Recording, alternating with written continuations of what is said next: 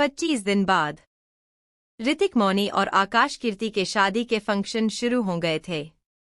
सगाई और फंक्शन जयपुर में ही एक रिसॉर्ट में होने वाले थे, ताकि किसी को कोई परेशानी न हो। कीर्ति की प्रेगनेंसी की वजह से फंक्शन काफी लो प्रोफाइल था। रात का वक्त रिसॉर्ट का एक रूम जिससे पूल साइड एरिया साफ दिखता था, उसमें इस वक्त इत्ती आहार्य के ऊपर चढ़ी थी। इस वक्त दोनों एक दूसरे को किस कर रहे थे। आहार्य बेड पर बैठा था और इत्ती उसके सामने खड़ी उस पर पूरा झुकी हुई थी। उसका एक पैर आहार्य की लैप पर था और एक जमीन पर। इत्ती ने अपने होंठ आहार्य से अलग किए तो वो उसे हल्की गहरी सांसें लेते हुए देखने लगा। इत्ती उसे देखते हुए उसके शर्ट के बटन्स खोलने लगीं, तो आहार्य ने उसका हाथ पकड़ लिया। एक ही पल में इत्ती के सारे एक्सप्रेशन चेंज हो गए। उसने आहार्य को थोड़ा पुश किया और उसके पास आकर बैठ गई। वो बेहद चिढ़कर बोली, बाहर मैं जाओ। आहार्य कुछ बोलने को हुआ तो वो नजर घुमाकर उसे देखते हुए बोली, प्लीज अब ये मत कहना तुम ठीक नहीं हुई। मैं ठीक हो चुकी हूँ, लेकिन आप ही वहीं अपने गिल्ट में अटके हैं। ऐसा नहीं है, मैं। इत्ती ने उसका हाथ अपने हाथ से छुड़ाते हुए उसे डिसअपॉइंटमेंट से देखते हुए कहा, ऐसा ही है। आप खुद सोचिए, पास्ट कुछ दिनों में जब भी आप या मैं खुद आपके पास आने की कोशिश करती हूँ, आपको बीच में पता नहीं क्या हो जाता है। क्या हम हमेशा ऐसे ही रहेंगे? आहार्य ने उसे देखा, फिर एक गहरी सांस लेते हुए बोला, सो जाओ। उसकी बात सुनकर जैसे इत्ती का खून उबलने लगा हो। वो लेटते हुए बड़बड़ाई, हाँ बस सो जाओ। सोऊंगी ही ना, कौन सा आपके साथ सोने के लिए मर रही हूं मैं। वो आंखें बंद किए लेट गई। आहार्य अभी भी उसके पैर के पास बैठा उसे देखते हुए कुछ सोच रहा था। उस रात के बाद वो करीब नहीं आए थे। दोनों आते भी तो आहार्य आगे नहीं बढ़ पाता। उसे लगता कहीं वो फिर उसे हर्ट न कर दे। असल में तो वो इत्ती के करीब न आकर उसे हर्ट कर रहा था। ऐसा नहीं था, उसने कोशिश नहीं की, लेकिन उसका गिल्ट उसे आगे नहीं बढ़ने देता था। इत्ती ने गुस्से से अपने दोनों पैर उसकी लैप में रखा तो वो अपनी सोच से बाहर आया। आहार्य ने उसके पैरों की उंगलियों को छुआ तो इत्ती ने आंखें खोल दी। वो अपना पैर पीछे खींचने लगीं। आहार्य झुककर उसके पैरों पर किस करते हुए बोला, आई एम सॉरी। इत्ती अपने पैरों को पीछे खींचने की कोशिश करते हुए बोली, नहीं चाहिए आपका सॉरी। और हाँ, मैं भी कोई आपके साथ सोने के लिए मर नहीं रही हूँ, लेकिन मैं मर रहा हूँ। आहार्य उसके ऊपर आते हुए आगे बोला, तुम्हारे साथ सोने के लिए। वो उसके ऊपर आया और उसके ऊपर झुकने लगा तो इत्ती उसके चेस्ट पर हाथ रखकर उसे रोकते हुए बोली, हाँ फिर आप बीच में मुझे रिजेक्ट कर दोगे? आहार्य हैरान था, रिजेक्ट? तुम हर बात का उल्टा मतलब क्यों निकाल लेती हो? उसने इत्ती का एक हाथ अपने हाथ में लिया और उसने अपने हाथ में इंटरवाइन कर आहिस्ता से इत्ती के सर के पर रखा, फिर दूसरा हाथ भी। हाँ, जब कोई किसी पास आने की कोशिश करे और सामने वाला इंसान सो जाओ ये कहकर उसकी फीलिंग्स इग्नोर कर दे, हम जैसे डफर लोग तो इसे इग्नोर करना ही कहते हैं। आप इंटेलिजेंट लोगों को पता नहीं। वो आहार्य से बेहद नाराज थी, इसलिए अपनी हथेली उसकी पकड़ से छुड़ाने की कोशिश करने लगीं। अच्छा ये बात है, तो तुमने भी मुझे पहले कितनी बार रिजेक्ट किया है? मैंने तो कभी कुछ नहीं कहा। ऐसा कहकर वो उसकी नेक पर लाइटली किस करने लगीं। उसकी इस हरकत पर इत्ती थोड़ा पिघल गई, लेकिन फिर भी वो जानबूझ पर नाराज होते हुए बोली, हाँ तो मैंने किया तो आप भी करेंगे? आहार्य ने सर उठाकर एक नज़र उसे देखा, फिर उसका चेहरा अपने हाथ में लेते हुए बोला, अपनी वाइफ की नकल करना भी बुरा नहीं है। आहार्य ने उसके गाल पर किस किया, अच्छा अब सॉरी ना? फिर उसके दूसरे गाल पर उसने एक बार फिर कहा, सॉरी। फिर इत्ती की नाक होंठ उसके चेहरे के हर हिस्से पर किस करते हुए वो उसे सॉरी कहने लगा। इत्ती की सारी नाराजगी दूर हो गई। वो उसके गर्दन पर हाथ लपेटते हुए मुस्कुराकर बोली, इस बार माफ कर रही हूँ, फिर कभी मुझे ऐसे बीच में मत रोकना। सिर्फ मैं रोक सकती हूँ, ठीक है ना? हम सिर्फ तुम रोक सकती हो। ऐसा कहकर वो उसे किस करने लगा। इत्ती के हाथ फिसलते हुए उसकी गर्दन से चेस्ट पर आए। वो उसकी शर्ट की बटन्स खोलने लगीं। आहार्य लगातार उसे पैसिशनेटली किस करता राजा, वो जरा भी अपने दिमाग में उन रातों की यादें नहीं लाना चाहता था। इत्ती को लगा उसकी सांस रुक जाएगी, उसी वक्त आहार्य ने उसे छोड़ दिया। उसने अपनी शर्ट उतारी, फिर इत्ती को देखा जो बुरी तरह से हाफ रही थी। उसे काम करते हुए वो उसके बालों को सहलाने लगा। जब उसकी सांसें नॉर्मल हुई तो थोड़ा नीचे आया, फिर उसकी शर्ट ऊपर कर उसे नेवल के आसपास वाले हिस्से पर किस करने लगा। इत्ती ने अपनी सांस रोक ली। आहार्य ने उसके पेट पर बाइट किया और सर उठाकर उसे देखते हुए बोला, सांस लो। उसके बढ़ते एक्शन से इत्ती की सांसें गहरी होती रही। दिल से वो खुश भी थी, आखिर वो दोनों उस रात के साए से पूरी तरह से निकल आए। आहार्य एक बार फिर उसके ऊपर आया और उसकी पलकों को छूते हुए बोला, अगर तुम जरा भी अनकंफर्टेबल फील करो तो बता देना। इत्ती ने अपनी बढ़ती धड़कनों को काबू करते हुए पलकें झपका दी। आहार्य उसके हाथ की उंगलियों को किस करते हुए उसे अपनी करीबी का एहसास करा रहा था। उसने इत्ती के चेहरे को देखा जिसकी आंखें हमेशा की तरह बंद थी। वो मुस्कुराया और झुककर उसके कान में बोला, अभी तो तुम मेरे साथ सोने के लिए इतना डेस्परेट थी, अब जब मैं तुम्हारे साथ सो रहा हूं तो तुम मुझे देख भी नहीं रही हो। इत्ती ने अपनी आंखें खोली। वो कुछ हाफ रही थी। पहले उसने अपने होंठों को बाइट किया ताकि खुद को नॉर्मल कर सकें, जो इस पल उसके लिए मुश्किल था। मैं कोई आपके साथ सोने के लिए नहीं मर रही थी, समझे आप? ओह, ऐसा क्या? फिर मुझे कंटिन्यू नहीं करना चाहिए। उसने अपनी हरकत रोक दी। इत्ती जल्दी से बोली, नहीं। और अगले ही पल उसके गाल लाल हो गए। वो शर्मिंदगी और कुछ गुस्से से उसके गाल लाल हो गए। मुझे परेशान मत करो। इसका मतलब हमें कंटिन्यू करना चाहिए। आहार्य उसे टीज करने से बाज न आया। इत्ती ने रोने जैसा मुंह बनाकर उसे देखा। अब वो कैसे बोले कि वो उसे और चाहती हैं। कितने बुरे हैं आप। हाँ, वो सब ठीक है। पहले बताऊं, do you want me to continue, वरना मैं सोने जा रहा हूं। वो उससे जानबूझकर अलग होने लगा तो इत्ती एक गहरी सांस लेते हुए बोली, हम। आहार्य उसे लेकर पलट गया। अब इत्ती उसके ऊपर थी, भी उसके बिखरे बाल पीछे करते हुए बोला, दैट्स लाइक माई गर्ल। इतना सा कहने में तुमने इतना टाइम ले लिया, अब तक तो हम दूसरी बार कंटिन्यू कर रहे होते। एक तो उसकी बेशर्मी से भरी बातें और उनकी इतनी इंटीमेट पोजीशन। इतनी शर्म से डूब गई, उसने अपना सर आहार्य के सीने में छिपा लिया। आप चुप नहीं हो सकते, कब से बकवास कर रहे हैं? ओ, तुम चाहती हो मैं बकवास करने के बजाय कुछ और करूं? आई मीन कंटिन्यू करूं? इत्ती ने उसके सीने में सर छुपाए, हाथ बढ़ाकर उसका मुंह बंद कर दिया। कुछ मत बोलो। ऋतिक बाथरूम से बाहर आया। वो टॉवेल में था। जैसे ही उसने सामने देखा, उसके मुंह से हैरानी से निकला, मौनी जी। मौनी उसके बेड पर पैर चढ़ाए बैठी, उसकी हाफ पैर बॉडी को निहार रही थी। आप यहाँ क्या कर रही हैं? क्योंकि किसी और को एक्सेप्ट किया था आपने। उसकी बॉडी से नजरें हटाकर उसने ऋतिक के चेहरे को घूरा तो वो हैरानी से बोला, ये आप क्या कह रही हैं? Of course not. वो कल हल्दी है। आज सबने कहा था न कि अब से हम एक दूसरे को नहीं देख सकते, इसीलिए। मौनी बेड से उठकर उसके करीब आते हुए बोली, अरे सब गए भाड़ में।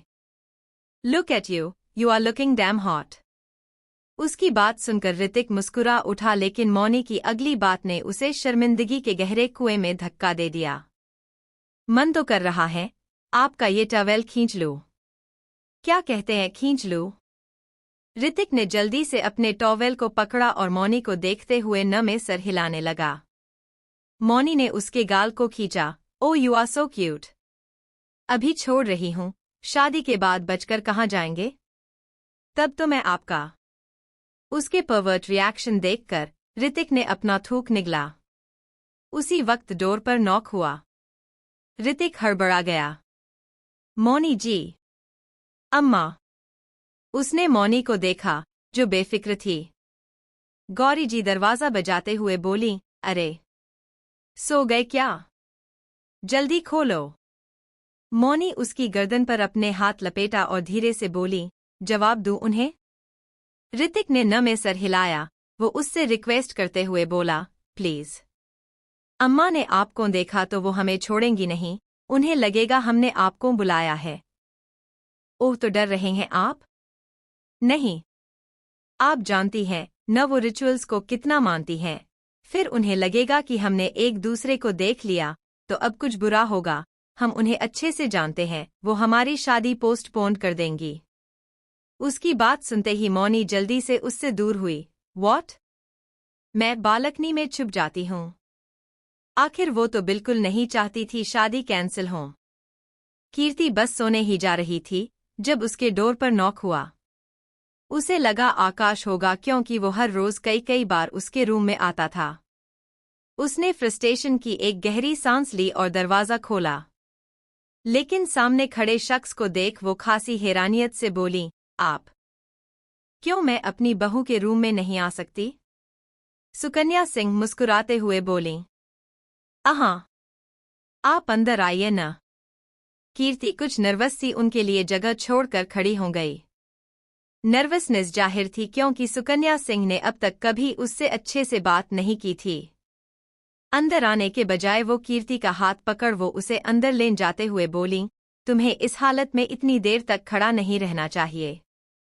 वो उसे अंदर लाई और उसके साथ सोफे पर बैठ गई। कीर्ति को उनका इतना केयरिंग बिहेवियर कुछ समझ नहीं आता, जो उसके चेहरे पर साफ था। उसने चेहरे पर को देखते हुए उन्होंने कीर्ति का हाथ अपने हाथ में लेकर बेहद प्यार से बोली, मैं जानती हूँ तुम क्या सोच रही हो, और मैं समझती भी हूँ, क्योंकि ये मेरी ही गलती है। मैंने कभी तुम्हारे साथ अच्छा बिहेव नहीं किया। उन्होंने कीर्ति का हाथ सहलाया। वो आगे बोली, लेकिन इसकी वजह है, शुरू से मेरे बेटे को कभी उसका हक नहीं मिला जिस पर उसका हक है, और वो इतना भोला है, उसने कभी उसकी ख्वाहिश भी नहीं की, और जिसका हक नहीं था सब उसे मिल गया। जीजू, कीर्ति ने एकदम से कहा तो सुकन्या सिंह थोड़ा चिढ़कर बोली, हम वहीं। उसका तो इन सब पर कोई हक ही नहीं है, असल हकदार तो मेरा बेटा है। कीर्ति उन्हें नासमझी से देखते हुए बोली, लेकिन जीजू का भी तो हक है न। सुकन्या सिंह कुछ गुस्से से बोली, नहीं, उसका हक कैसे हो सकता है, वो तो इस खानदान का खून भी नहीं है।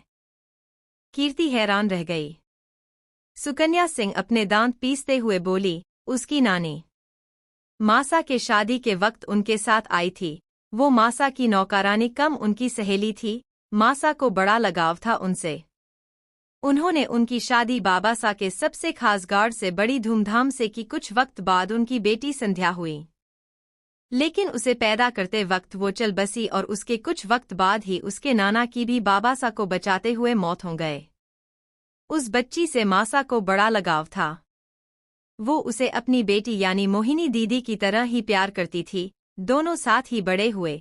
जब मोहिनी दीदी ने बताया कि वो भानगढ़ के राजा के बड़े बेटे दिग्विजय से प्यार करती है और दोनों शादी करना चाहते हैं, सब सही था। उनकी शादी भी होने वाली थी, लेकिन शादी से कुछ रोज पहले दिग्विजय सिंह पैलेस में रुकने आए और गलती से उन्होंने संध्या के साथ रात गुजार ली। कीर्ति सब सुनते हुए गहरे सदमे में थी। एक गहरी सांस लेते हुए वो आगे बोली, कुछ वक्त बाद पता चला संध्या प्रेग्नेंट है। जोर देने पर उसने उस रात की सच्चाई बताई। तो मासा ने संध्या को इंसाफ दिलाने के लिए अपनी बेटी की जगह संध्या की शादी दिग्विजय सिंह से करा दी।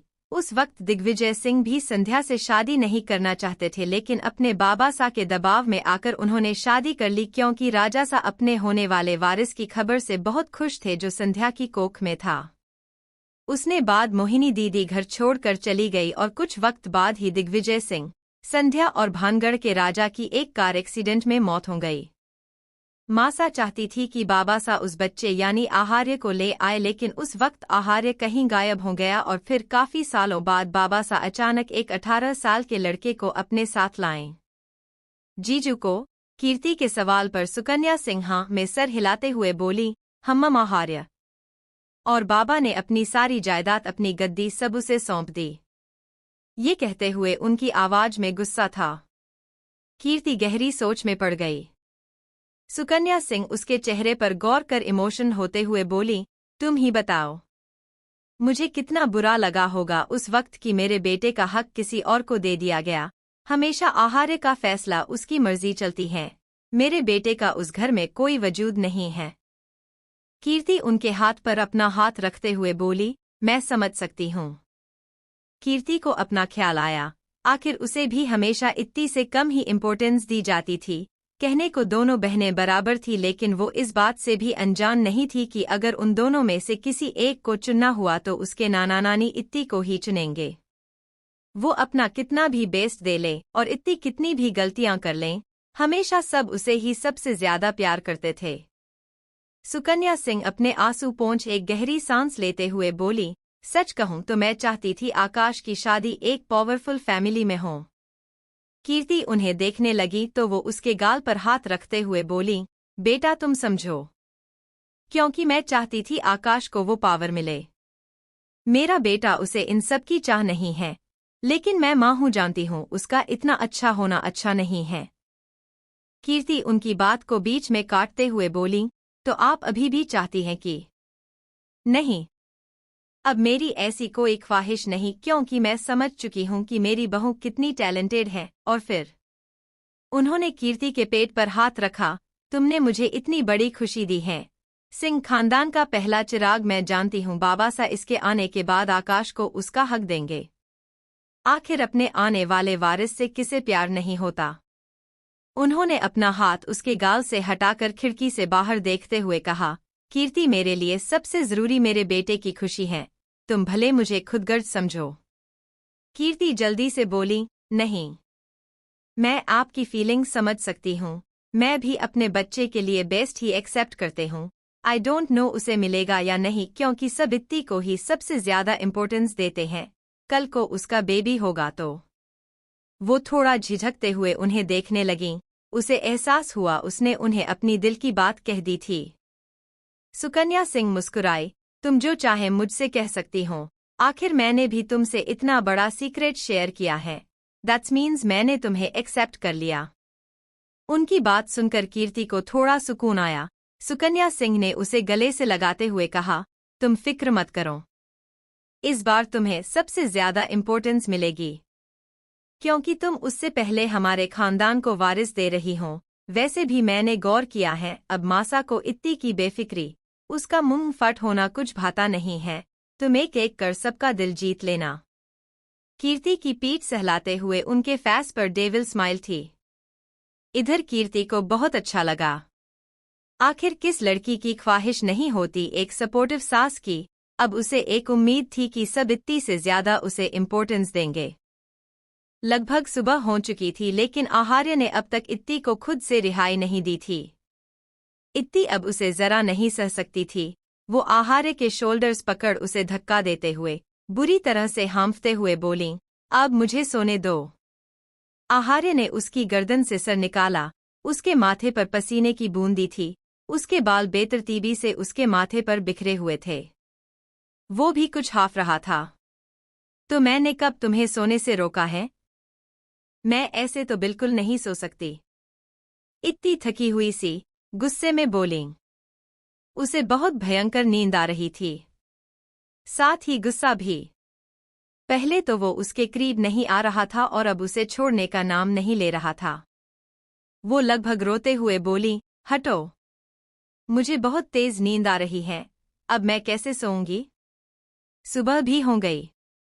वो उसके सीने पर मारने लगीं। आहार्य उसके ऊपर से उठा और उसके साइड में लेटकर उसे अपनी बाहों में भरते हुए बोला, अच्छा, अब नहीं कर रहा मैं कुछ, अब तुम सो जाओ। वो इत्ती के चेहरे पर पसीने से चिपक चुके बालों को ठीक करने लगा तो इत्ती उसका हाथ हटाते हुए बोली, आप सारी रात से यही कह रहे हो। अब कुछ नहीं करूंगा, अब कुछ नहीं करूंगा।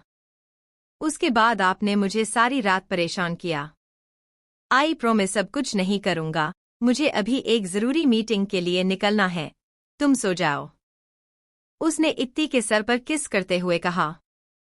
तो वो उसे खुद से दूर करते हुए बोली, हाँ, जल्दी जाओ प्लीज। थकान से वो अब अपनी आंखें भी नहीं खोल पा रही थी। उसकी बात पर आहार्य मुस्कुराया और उठकर बैठ गया। उठने से पहले उसे कुछ ध्यान आया। उसने अपने साइड में देखा और अपनी शर्ट उठाकर इत्ती को बैठाने लगा। इत्ती परेशान होते हुए बोली, अब क्या है? क्यों मुझे परेशान कर रहे हैं? मुझे सच में नींद आ रही है। उसने जितनी देर में अपनी बात खत्म की, उतनी देर में आहार्य ने उसे अपनी शर्ट पहना दी। आखिर बटन बंद कर वो उसे फिर से लेटाते हुए बोला, सो जाओ। इत्ती करवट बदलकर लेट गई। इस वक्त उसे सिर्फ सोना था, वो नहीं एहसास हुआ आहार्य ने क्या कहा क्या किया। थोड़ी देर में आहार्य रेडी हो गया। वो इत्ती के पास आया, फिर झुककर उसके कान में बोला, मैं कुछ देर में आ जाऊंगा। उसने नींद में ही जवाब दिया, हालांकि उसके कान तक आहार्य की आवाज भी नहीं गई थी। आहार्य ने धीरे से उसके कान पर किस किया और वहां से चला गया। इत्ती न जाने कब तक सोती रही। उसकी नींद में खलल पड़ी जब डोर पर किसी ने नॉक किया। उसकी नींद खराब हो गई, फिर भी वो काफी नींद में थी। वो बेमन से उठकर बैठते हुए बोली, डोर खोलो ना। पता नहीं कौन है। उसने अपने साइड में देखा जहां आहार्य नहीं था। उसे अचानक याद आया, आहार्य ने कहा था उसकी मीटिंग है। तब तो वो इस कदम थकन से चूर थी, उसने ध्यान ही नहीं दिया। देती तो जरूर उसे कहीं न जाने देती। उसका ध्यान डोर पर गया, जो अभी भी नॉक हो रहा था। अब उसे ही खोलना पड़ेगा। वो बेड से उतरी तो कुछ लड़खड़ा गई। उसे तेज दर्द का एहसास हुआ। बेकार इंसान। उसने आहार्य को कोसा। अभी बताती हूं इन्हें। उसने सोचा जरूर बाहर आहार्य ही होगा। उसने डोर खोला और सामने अपनी मां को देखकर वो हैरान रह गई। अगले ही पल न जाने क्या सोचकर उसने डोर बंद कर दिया। मेघा सिंह ने कुछ बोलने के लिए मुंह खोला ही था, लेकिन इत्ती के दरवाजा बंद करने से उनका वो मुंह खुला का खुला रह गया। अंदर इत्ती ने दरवाजा बंद करने के बाद खुद को देखते हुए बोली, अरे मैंने शर्ट तो पहना है, मैं भी ना। क्या फजूल बात सोची थी उस वक्त। खुद की बेवकूफी पर हंसते हुए उसने डोर खोला तो पाया मेघा सिंह उसे गुस्से से घूर रही थी। इत्ती कुछ कुछ बोलती उससे पहले ही वो धीमे से दांत पीसते हुए बोली, जमाई सा अंदर है। इत्ती ने जल्दी से नमे सर हिलाया। उसके बाद क्या था? वो गुस्से से इत्ती के हाथ पर मारते हुए बोली, तुम्हें शर्म नहीं आई अपने माँ के मुंह पर डोर बंद करते हुए? हाँ, इतनी बदतमीज क्यों हो तुम? इत्ती अपना हाथ को सहला करे पीछे होते हुए बोली, आउच। मैंने सोचा कि मैं। वो रुक गई। जरूर कुछ बकवास ही सोची होगी तुमने। वो रूम के अंदर आते हुए बोली। उन्होंने जल्दी से डोर बंद किया और इत्ती को घूरते हुए बोली, बेवकूफ लड़की, तुम अब तक सो रही थी। क्या करूं मैं तुम्हारा? इतनी बेवकूफ क्यों हो तुम? इत्ती जल्दी से पीछे होते हुए बोली, क्या हुआ यार? अब क्या मैं सो भी नहीं सकती? यार नहीं हूं मैं तुम्हारी मां हूं। इत्ती ने मुंह बनाया क्योंकि उनके लेक्चर से वो इरिटेट हो गई थी। एक तो आहार्य ने उसे सारी रात सोने नहीं दिया, वो बुरी तरह से सोना चाहती थी। फिर उसकी बॉडी में हो रहा पैन। बची कुची कसर सामने खड़ी उसकी मां उसे खरी खोटी सुनाकर निकाल रही थी। इत्ती के बेकार एक्सप्रेशंस देख मेघा सिंह का खून खौल गया। वो गुस्से से बोली, इधर देखो जरा। ये तुम इतना बुरा मुंह क्यों बनाती हो?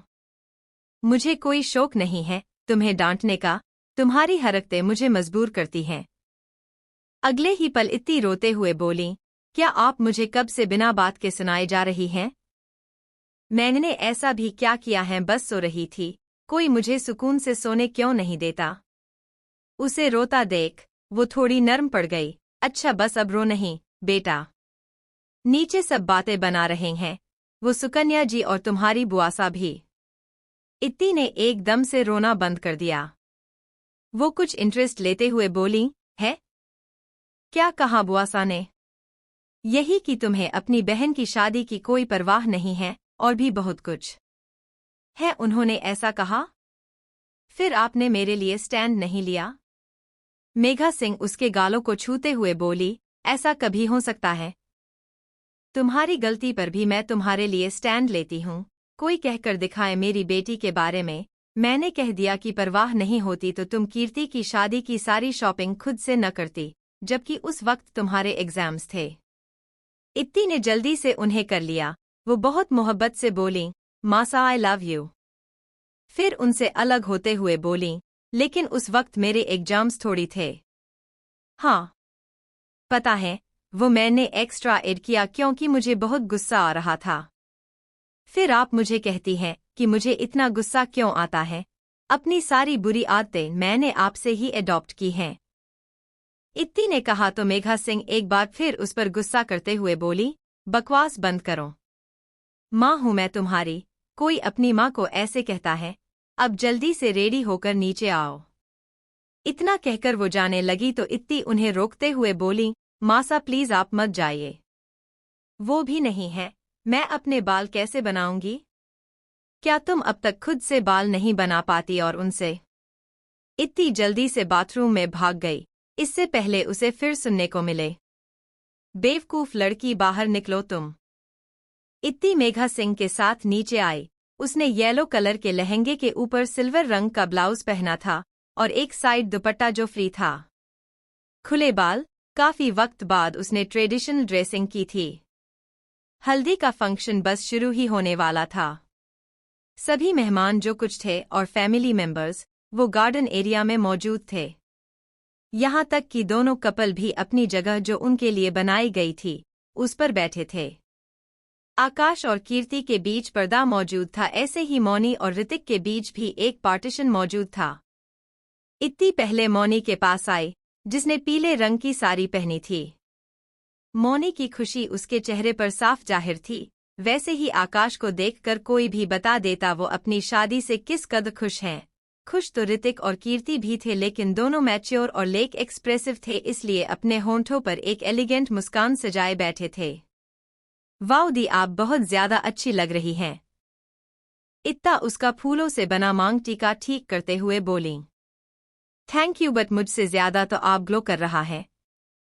उसकी बात सुनकर इत्ती कुछ हैरानी से धीरे से उसके कान में बोली, क्या मेरे चेहरे से पता चल रहा है कि मैंने कुछ ऐसा वैसा किया है?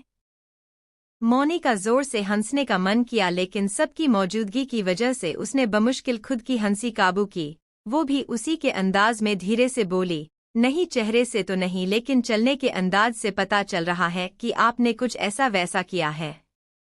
इत्ती सीधे खड़ी हुई, अम्मम मैं कीर्ति दी से मिलकर आती हूँ। वो जल्दी से वहां से चली गई। कीर्ति के पास आकर वो बहुत प्यार से उसे एक साइड से हग करते हुए बोली, दी I am so happy for you. Kirti की मुस्कान बरकरार थी, फिर भी उसके लहजे में तंज था, मुझे तो लगा तुम आओगी ही नहीं। हाँ, बात अलग थी कि इत्ती को तंज महसूस नहीं हुआ।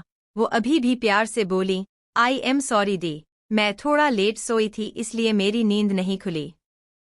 हम्मम तुम्हें देखकर मालूम चल रहा है, तुम क्यों लेट सोई थी? इत्ती कुछ जवाब देती, तभी पर्दे के उस पार से आकाश इत्ती को बुलाते हुए बोला, भाभी सा आप हैं न, प्लीज एक बार इधर आइए न। दी मैं अभी आ रही हूँ। वो आकाश के पास आई तो आकाश धीरे से बोला, मेरी प्यारी भाभी सा, आपको ये करना है कि जब सब मुझे हल्दी लगाएं तो उनसे कहना कि मुझे भर भर कर हल्दी लगाएं, पूरी बॉडी पर। इत्ती ने उसकी सारी बात सुनी और अजीब सा चेहरा बनाकर उसे मना करते हुए बोली, मैं नहीं बोलूंगी, आप खुद बोल दीजिए ना, प्लीज ना। आई एम ग्रूम, मैं बोलूंगा तो सब क्या सोचेंगे, इसलिए मैं आपसे बोल रहा हूं क्योंकि आप तो मेरी सबसे प्यारी भाभी सा हैं। आकाश ने देखा इत्ती का उसकी बात मानने का कोई इरादा नहीं था। आप भूल गई मैंने आपके कितने सारे असाइनमेंट किए हैं। अगर आपने मेरी हेल्प नहीं की तो मैं ये बात भाई सा को बता दूंगा कि उनकी बीवी पढ़ती लिखती नहीं है और दूसरों को धमकी देकर अपने असाइनमेंट्स बनवाती है। अच्छा ठीक है, बोल दूंगी सबको कि आपको अच्छे से हल्दी लगाएं। जाने से पहले वो आकाश के कंधे पर मारते हुए बोली, आपने मुझे धमकी दी न, देखना अब शादी के बाद आपके बुरे दिन शुरू। मुझे अपनी कीर्ति जी मिल रही है, बाकी दिन अच्छे हों या बुरे सब कबूल हैं। सोचीजिए। इत्ती ने ये बात मजाक में कही और आकाश ने भी उसकी बात मजाक में ली। दोनों ने कभी नहीं सोचा होगा कि इत्ती की कहीं ये बात आगे कभी सच हो जाएगी। बारी बारी कर हल्दी की रस्म शुरू हुई। पहले ऋतिक और आकाश को हल्दी लगी। आकाश को जब बारी बारी कर सब हल्दी लगा रहे थे, उसने इत्ती को इशारा किया, तो वो पलकें झपका कर सबको देखते हुए बोली, इन्हें कितनी टैनिंग आ गई है। आप सबको इन्हें अच्छे से हल्दी लगानी चाहिए। इनफैक्ट पूरी बॉडी में अब लड़कों के भी कुछ अरमान होते हैं। इत्ती ऋतिक को हल्दी लगाकर जाने लगी तो वो उसे रोकते हुए बोली, बॉस कहाँ हैं? उन्होंने कहा था उनकी मीटिंग है, वो कुछ देर में आ जाएंगे। ऋतिक को उस मीटिंग के बारे में याद आया। अच्छा वो सुकन्या सिंह जो इत्ती के करीब ही खड़ी थी, उन्होंने दोनों की बातें सुनी तो जानबूझकर तेज आवाज में बोली, क्या आहार्य मीटिंग में गया है? ये कोई अच्छी बात थोड़ी है। उसके भाई बहन का फंक्शन था और इकलौती साली का भी। उनकी आवाज पर सबका ध्यान उनकी ओर चला गया। इत्ती को उनकी हरकत पर गुस्सा तो बहुत आया, वो उन्हें कुछ जवाब भी देने वाली थी। तभी उसने ऋतिक की आवाज सुनी, बॉस आ गए। इत्ती ने जल्दी से सामने देखा तो सच में आहार्य सामने से उसे ही देखते हुए आ रहा था। वो कुछ दूर था, जाहिर है उसने किसी की बातें नहीं सुनी थी। वो तो बस अपनी वाइफ को देख रहा था जो लहंगे में काफी प्रिटी लग रही थी। आहार्य को देखकर इत्ती के फेस पर स्माइल्स आ गई। अपने लहंगे को संभालते हुए वो जल्दी से उसके पास भागते हुए आई। ऐसे भाग क्यों रही हो तुम? अभी गिर जाती तो? इत्ती उसके हाथ को पकड़ते हुए बोली, आप आ गए। आहार्य इधर उधर देखते हुए जानबूझकर उसे टीज करते हुए बोला, लगता तो मुझे भी कुछ ऐसा ही है कि मैं आ गया। Shut up. अब जल्दी से चलिए। वो उसे खींचते हुए सभी के बीच ले गई। महफिल के बीच सबसे अलग आहार्य ही लग रहा था क्योंकि वो अभी अपने फॉर्मल्स में था, इसलिए सबकी नजरें उस पर चली गई। इत्ती आहार्य को सुकन्या सिंह के सामने करते हुए बोली, देखिए ये आ गए, अब ठीक है ना? वो तो जवाब देने के काबिल ही नहीं थी। इत्ती ने फिर उन्हें इग्नोर किया और आहार्य को ऋतिक के पास ले जाते हुए बोली, आप इन्हें हल्दी लगाइए। मैं आप दोनों को की एक अच्छी सी पिक्चर्स खींचती हूँ। उसने आहार्य की पॉकेट से उसका फोन निकाला और कुछ दूर पर जाकर कैमरा ऑन किया। आप ऐसे क्यों खड़े हैं? लगाइए ना। उसने दोनों की पिक क्लिक की, फिर आहार्य के पास आकर उसे दिखाते हुए बोली, कितनी मस्त पिक्स आई है ना? मैम मुझे भी दिखाइए ना। ऋतिक कुछ क्यूरियस होते हुए बोला। हाँ। 1 मिनट। इत्ती उसके पास जाने लगी तो आहार्य उसका हाथ पकड़ ऋतिक को घूरते हुए बोला, मैं तुम्हें फॉरवर्ड कर दूंगा। ऋतिक का मुंह देखने लायक था। उसके बाद इत्ती आहार्य को मौनी फिर आकाश के पास लेकर गई। वो खुद चाहती थी आहार्य अपनी फैमिली के साथ टाइम स्पेंड करें। आहार्य की ये वाहिद आदत उसे नापसंद थी। मौनी को बहुत अच्छा लगा। आहार्य ने उसे हल्दी लगाई। यही फीलिंग आकाश की भी थी। इत्ती आकाश को देखते हुए बोली, इन्हें जरा अच्छे से हल्दी लगाइए क्योंकि। आकाश ने जल्दी से इत्ती को टोका, भाभी सा ये हमारा सीक्रेट है। वो आहार्य के सामने एम्बारेस नहीं होना चाहता था। इत्ती ने भी उसकी बात मानकर बात अधूरी छोड़ दी। वो आहार्य को वहां से ले जाते हुए बोली, चलिए दी के पास चलते हैं। वो उसे लेकर कुछ दूर चली ही थी कि आहार्य उसका हाथ पकड़ उसे रोकते हुए बोला, वो क्या बोल रहा था? सीक्रेट? कौन सा सीक्रेट? वो तो ऐसे ही बकवास बात थी, कुछ इम्पोर्टेंट न। वो रुक गई जब उसने देखा आहार्य उसे घूर रहा था। ओह, तो तुम मुझे बताना नहीं चाहती? मैं तुम्हें थोड़ी देर के लिए सबके बीच क्या छोड़ दूं? तुम्हारे लिए मेरी इम्पोर्टेंस क्यों कम हो जाती है? इत्ती रोने जैसी शक्ल बनाते हुए बोली, सच में कुछ खास बात नहीं है। आप बात को कहां से कहां ले जा रहे हैं? हद है। खास बात हो या बकवास टेल में। वो उसे घूरते हुए बोला तो इत्ती ने अपने सर को परेशानी से सहलाया और फिर उसे सारी बात बता दी। बस अब मिल गया सुकून। हाँ मिल गया। उसके जवाब पर वो दांत पीसते हुए उसे देखने लगीं। उसके बाद वो आहार्य को कीर्ति के पास लाई। आप दी को हल्दी लगाओ। कीर्ति एक स्माइल के साथ आहार्य को देखते हुए बोली, हाय जीजू। आहार्य को उसे हल्दी लगाने में अजीब लगा। ऋतिक, आकाश, मोनिका तो ठीक थे, लेकिन कीर्ति को हल्दी लगाने का उसका कोई इरादा नहीं था। लेकिन इत्ती ने जिद की तो उसने न चाहते हुए भी उसे बहुत हल्की सी एक गाल पर हल्दी लगा दी। फंक्शन खत्म हुआ तो सब अपने रूम में चले गए। अपने रूम में आकर इतनी खुश होते हुए बोली, आज तो मुझे बहुत मजा आया, लेकिन मैं थक गई। वो बेड पर नीचे पैर लटकाए हुए लेट गई। उसने अपना दुपट्टा निकालकर एक साइड रख दिया। आहार्य ने उसे देखकर न में सर हिलाया और सोफे पर जाकर बैठ गया। कुछ देर वो पैर हिलाते हुए ऐसे ही लेटी रही, फिर आहार्य के पास जाकर उसके सामने अपना हाथ बढ़ाते हुए बोली, अपना फोन दीजिए न, मुझे फोटोज देखनी हैं। आहार्य ने अपनी पॉकेट से फोन निकाला। वो फोन उसे देने वाला था कि उसकी नज़र इत्ती के हाथ पर गई। उसकी हथेली में हल्दी लगी थी। उसने कुछ सोचते हुए कहा, तुमने किसे किसे हल्दी लगाई थी? क्या मतलब? जाहिर है सबको लगाई थी। आहार्य ने उसका हाथ खींच उसे अपनी गोद में बैठाते हुए पूछा, सबको मतलब आकाश और ऋतिक को भी? हाँ, इत्ती कुछ उलझी सी बोली। आहार्य के चेहरे पर अनसेटिस्फाइड एक्सप्रेशंस आ गए। क्यों? तुमने हमारी शादी में मुझे तो हल्दी नहीं लगाई थी। इत्ती हैरानी से उसे देखने लगी। पागल वागल हो चुके हैं क्या?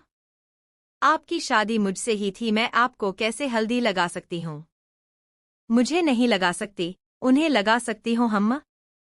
वो भी लीव्स की जगह अपने हाथों से। ग्रेट। उसने इत्ती के हथेली उसके सामने कर उसे दिखाते हुए कहा, क्योंकि उसने खुद सबको वहां रखी लीव्स से हल्दी लगाई थी। मुझे जाना है, चेंज करना है। वो उसकी गोद से उठने लगीं, इससे पहले दोनों की बहस हो जाए।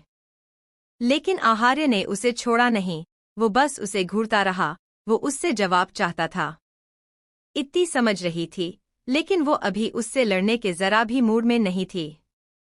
वो कुछ सोचते हुए बोली, हाँ मुझे भी आपसे एक जरूरी बात करनी है। उसने सर उठाकर आहार्य को देखा जिसके एक्सप्रेशंस कांस्टेंट थे। वो बात बदलने के मकसद से बोली, आप दी को हल्दी क्यों नहीं लगा रही थी? कैसा फील कर रही होंगी वो उस वक्त? उनके फेस से लग रहा था उन्हें कितना बुरा लगा। So what? अरे, वो आपकी इकलौती साली हैं। आपने वो नहीं सुना क्या, साली आधी घरवाली होती है? वो हंसते हुए आहार्य को देखने लगी। एकदम से उसकी हंसी रुक गई। क्या उसने कुछ गलत कहा? तुम्हें अपनी कही बात खुद समझ आती है? बोलने से पहले सोचती भी हो तुम? वो चिल्ला नहीं रहा था, लेकिन उसकी आवाज तेज थी। जाहिर था उसे इत्ती की कही बात जरा भी पसंद नहीं आई थी। लेकिन मैंने ऐसा क्या कहा? सच में साली आधी घरवाली होती है? वो मासूमियत से उसे यकीन दिलाते हुए बोली। आहार्य ने अपनी आंखें फ्रस्ट्रेशन से बंद कर ली। फिर खोलकर इत्ती को सीधा खड़ा करते हुए बोला, जाओ यहां से। अरे आप मुझे कहाँ ले जा रहे हैं? आहार्य ने डोर खोला और उसे कमरे से बाहर निकाल उसका हाथ छोड़ दिया। जब तुम्हें खुद अपनी कही बातों का मतलब समझ आ जाए, तब आकर मुझे भी समझा देना। ऐसा कहकर उसने तेज आवाज के साथ उसके मुंह पर दरवाजा बंद कर दिया। इत्ती हैरान सी खड़ी दरवाजे को देखती रही। अगले ही पल वो दरवाजा पीटते हुए बोली, आपने मुझे रूम से बाहर निकाला, आप ऐसा कैसे कर सकते हैं? एकदम से दरवाजा अंदर से खुला तो इत्ती आहार्य के ऊपर जा गिरी। आहार्य ने उसे सीधा खड़ा किया और अपने हाथ में पकड़े उसके दुपट्टे को इत्ती के गले में डालकर बिना कुछ कहे दरवाजा फिर बंद कर दिया। ये सब इतनी जल्दी हुए कि इत्ती को कुछ वक्त लगा समझने में। उसने अपने गले में दुपट्टे को देखा, जिसे कुछ देर पहले उसने बेड पर रखा था। फिर वो दरवाजा पर किक करते हुए बोली, भाड़ में जाओ आप और सबको पता नहीं क्या प्रॉब्लम है, हर कोई मुझ पर ही गुस्सा करता रहता है, भाड़ में जाए सब। उसने एक बार और डोर पर किक किया लेकिन गई नहीं। उसे अभी भी उम्मीद थी आहार्य डोर खोलेगा। कुछ 5 मिनट खड़े रहने के बाद वो डोर पर कान लगाकर अंदर की हलचल सुनने की कोशिश करने लगीं। 20 मिनट गुजर गए। किसी को मेरी परवाह नहीं है, अब पक्का जा रही हूं मैं, गुस्से से बड़बड़ाते हुए वो वहां से चली गई। इत्ती नीचे आ गई। वो रेस्टिंग एरिया था, वहां कुछ गेस्ट बैठे थे। इत्ती को देख रिद्धि उसे आवाज देते हुए बोली, इत्ती। इत्ती की नजर उस ओर गई तो वहां रिद्धि, मीशा और मिहिका बैठे थे। कुछ सोचकर वो उनके पास ही आकर बैठ गई। यार अब तुम्हें किसने गुस्सा दिला दिया? रिद्धि ने उसके चेहरे पर गौर करते हुए पूछा। पता नहीं। तुम लोग कुछ और बात करो जिससे मेरा मूड ठीक हो जाए। मिहिका अपनी चेयर आगे खिसकाकर उससे शिकायत करते हुए बोली, तुम तो कह रही थी चाहे जो हो जाए मैं कभी चेंज नहीं होऊंगी, लेकिन तुम हो चुकी हो न। तुम अब हमसे ज्यादा कॉल पर बात करती हो, याद करना तो दूर की बात है। अब जब हम चारों साथ हैं तब भी तुम हमसे बात नहीं करती। बोलो बोलो। बाकी दोनों भी मिहिकी की बात से एग्री थी। इत्ती जो पहले ही कुछ फ्रस्ट्रेट थी, उसे मन ही मन यहाँ आने का पछतावा हुआ। मुझे इन लोगों के पास इस वक्त आना ही नहीं चाहिए था। वो बातें बनाते हुए बोली, अब मैं ज्यादा फोन यूज नहीं करती और यार तुम लोग आज ही आए हो। मैं हल्दी सेरेमनी में तो थी न तुम लोगों के साथ और देखो अब भी हूं। तुम कभी अपनी गलती क्यों नहीं मानती? तुम हमारे साथ थी तब तक जब तक जीजू नहीं आए थे। रिद्धि चिढ़ गई। यार तुम लोग छोड़ो, अब लड़ो मत। ऐसा बोल मिहिका ने अपने गले में चैन इत्ती को दिखाते हुए कहा। सी गोल्ड चेन हाथों? मिहिका कुछ एक्साइटेड सी उसे एक्सप्लेन करते हुए बोली, ये पता है हमें किसने दिया? ऋतिक भाई की मॉम ने। यू वोंट बिलीव हमने उन्हें ऐसे ही भाई कहा था बट उन्होंने उसे निभाया। उनकी मॉम ने पहले से ये चैन स्पेशली हमारे लिए बनाकर रखी थी। She is so sweet. हाँ वो काफी स्वीट है। इत्ती उसकी बात से एग्री थी। यार तुम इतनी जल्दी क्यों चली गई? उसके बाद हमने इतनी ज्यादा मस्ती की न कि मैं क्या बताऊं। रिद्धि उसे चिढ़ाते हुए बोली। उनकी बातें सुनकर इत्ती को पछतावा हुआ। काश मैं न आती तो मैं भी एंजॉय कर पाती हूँ और हमारी लड़ाई भी नहीं होती, उसने मन में सोचा। अब वो भी उनकी बातों में इन्वॉल्व हो गई। उन्होंने आपस में इतने वक्त की सारी बातें शेयर कर ली। रिद्धि को कुछ याद आया। यार वो लड़की थी न, तुमने हमें बताता था कि तुम्हारी क्लासमेट भी हैं। इत्ती ने गैस किया। कौन सुहाने? हाँ वो काफी अजीब नहीं है। लाइक वो सारी चीजों को ऐसे देख रही थी जैसे उसने कभी देखी ही नहीं हो। मुझे वो अजीब लगी। अजीब नहीं, हाँ वो बस थोड़ी कंजर्वेटिव हैं। इत्ती ने कहा तो रिद्धि गुस्सा हो गई। वो जेलसी से बोली, वाह मेरी बात गलत है, यानी वो अच्छी है। तुम नहीं कहती थी मेरी लोगों को लेकर गैसेस सही होते हैं। सही है, किसी के नए नए दोस्त बन रहे हैं। वो जानबूझकर उठने जाने लगी तो इत्ती उसका हाथ पकड़ते हुए बोली, यार ऐसा भी नहीं है, फालतू ओवर एक्टिंग न करो। बैठने से पहले रिद्धि नाराज सी बोली, पहले बोलो कि हम लोगों तुम्हारे सभी दोस्तों में सबसे स्पेशल हैं। इसमें कोई शक नहीं था, इत्ती ने जेन्युइनली कहा। ऑफ कोर्स तुम लोगों की जगह कोई नहीं ले सकता। रिद्धि जल्दी से उसके ऊपर कूद गई। वो कसकर उसे हग कर जोर जोर से उसे हिलाने लगी तो इत्ती उसे दूर करने की कोशिश करते हुए बोली, अब हटो भी, मुझे सांस नहीं आ रही। उसने इतना कहा था कि मिहिका और मीशा ने भी उसे दोनों तरफ से हग कर लिया। आहार्य का मूड जब थोड़ा ठीक हुआ तो उसने इत्ती को कॉल किया, लेकिन उसने कॉल पिक नहीं किया। आहार्य उसे ढूंढने रूम से बाहर जाने के लिए सोफे से उठा ही था कि उसकी नज़र इत्ती के फोन पर गई। आहार्य ने उसका फोन अपने हाथ में लिया और उसे ऑन किया। उसमें उसकी मिस्ड कॉल्स का नोटिफिकेशन था। आवाज उसे इसलिए नहीं आई थी क्योंकि इत्ती का फोन हमेशा की तरह साइलेंट था। साइलेंट भी नहीं, उसका फोन डैड मोड पर था। उसका फोन अनसाइलेंट करते हुए वो परेशानी से बोला, क्या करूं मैं तुम्हारा? इत्ती को ढूंढते हुए वो नीचे आया। रेस्टिंग एरिया में उसे कुछ दूरी पर बैठी इत्ती दिख भी गई। वो मुस्कुराते हुए बहुत खुश नजर आ रही थी। आहार्य उसके पास जाने ही वाला था कि वो रुक गया। उसे इत्ती की बात याद आई। उसने आहार्य से कई दफा रिक्वेस्ट की थी कि शादी में वो उस पर कोई रोक टोक न करे। वो अपने फ्रेंड्स के साथ बहुत ज्यादा मस्ती करना चाहती हैं। ये बात वो ऑलमोस्ट उससे रोज कहती थी। यही सोचकर उसने जाने से पहले एक नज़र इत्ती को देखा और वहां से चला गया। अच्छा, एक बात मेरे दिमाग में आई, मीशा ने जल्दी से कहा तो बाकी तीनों उसे देखने लगे। मीशा ने उन्हें अपने करीब बुलाया तो तीनों उसकी ओर झुक गए। वो धीरे से बोली, यार कीर्ति दी प्रेग्नेंट है, फिर उनका बेबी भी हो जाएगा, फिर इत्ती को सब टॉन्ट नहीं मारेंगे। उसने इत्ती को देखा, मुझे तुम्हारी बहुत फिक्र हो रही है, तुम भी जल्दी से प्रेग्नेंट हो जाओ न प्लीज। इत्ती सीधी बैठी, उसे आहार्य का ख्याल आया जिसके बारे में वो वक्ती भूल गई थी, कैसे उसने उसे रूम से बाहर निकाल दिया था। उसे एक बार फिर गुस्सा आने लगा, मुझे नहीं करना उनके साथ कोई बच्चा। उसे ख्याल नहीं आया कि उसने ये बात कुछ तेज बोल दी थी। मीशा की नज़र इत्ती के पीछे गई, आंटी आप। उसने अगले ही पल इत्ती को सिंपैथी से देखा। इत्ती जल्दी से पलटी तो पीछे मेघा सिंह खड़ी उसे ही घूर रही थी। उन्हें देखकर तो लग रहा था उन्होंने इत्ती की बात सुन ली थी। मां सा। उसने डर से अपना गला तर किया। इत्ती हम तुमसे बाद में मिलते हैं। तीनों एक एक कर वहां से निकल गए। इत्ती भी जाने वाली थी, मेघा सिंह धीरे से बोली, रुको जरा, तुमसे कुछ पूछना है। वो इत्ती के पास आकर बैठी। सबसे पहले उन्होंने इत्ती का हाथ पकड़ा ताकि वो भाग न जाएं।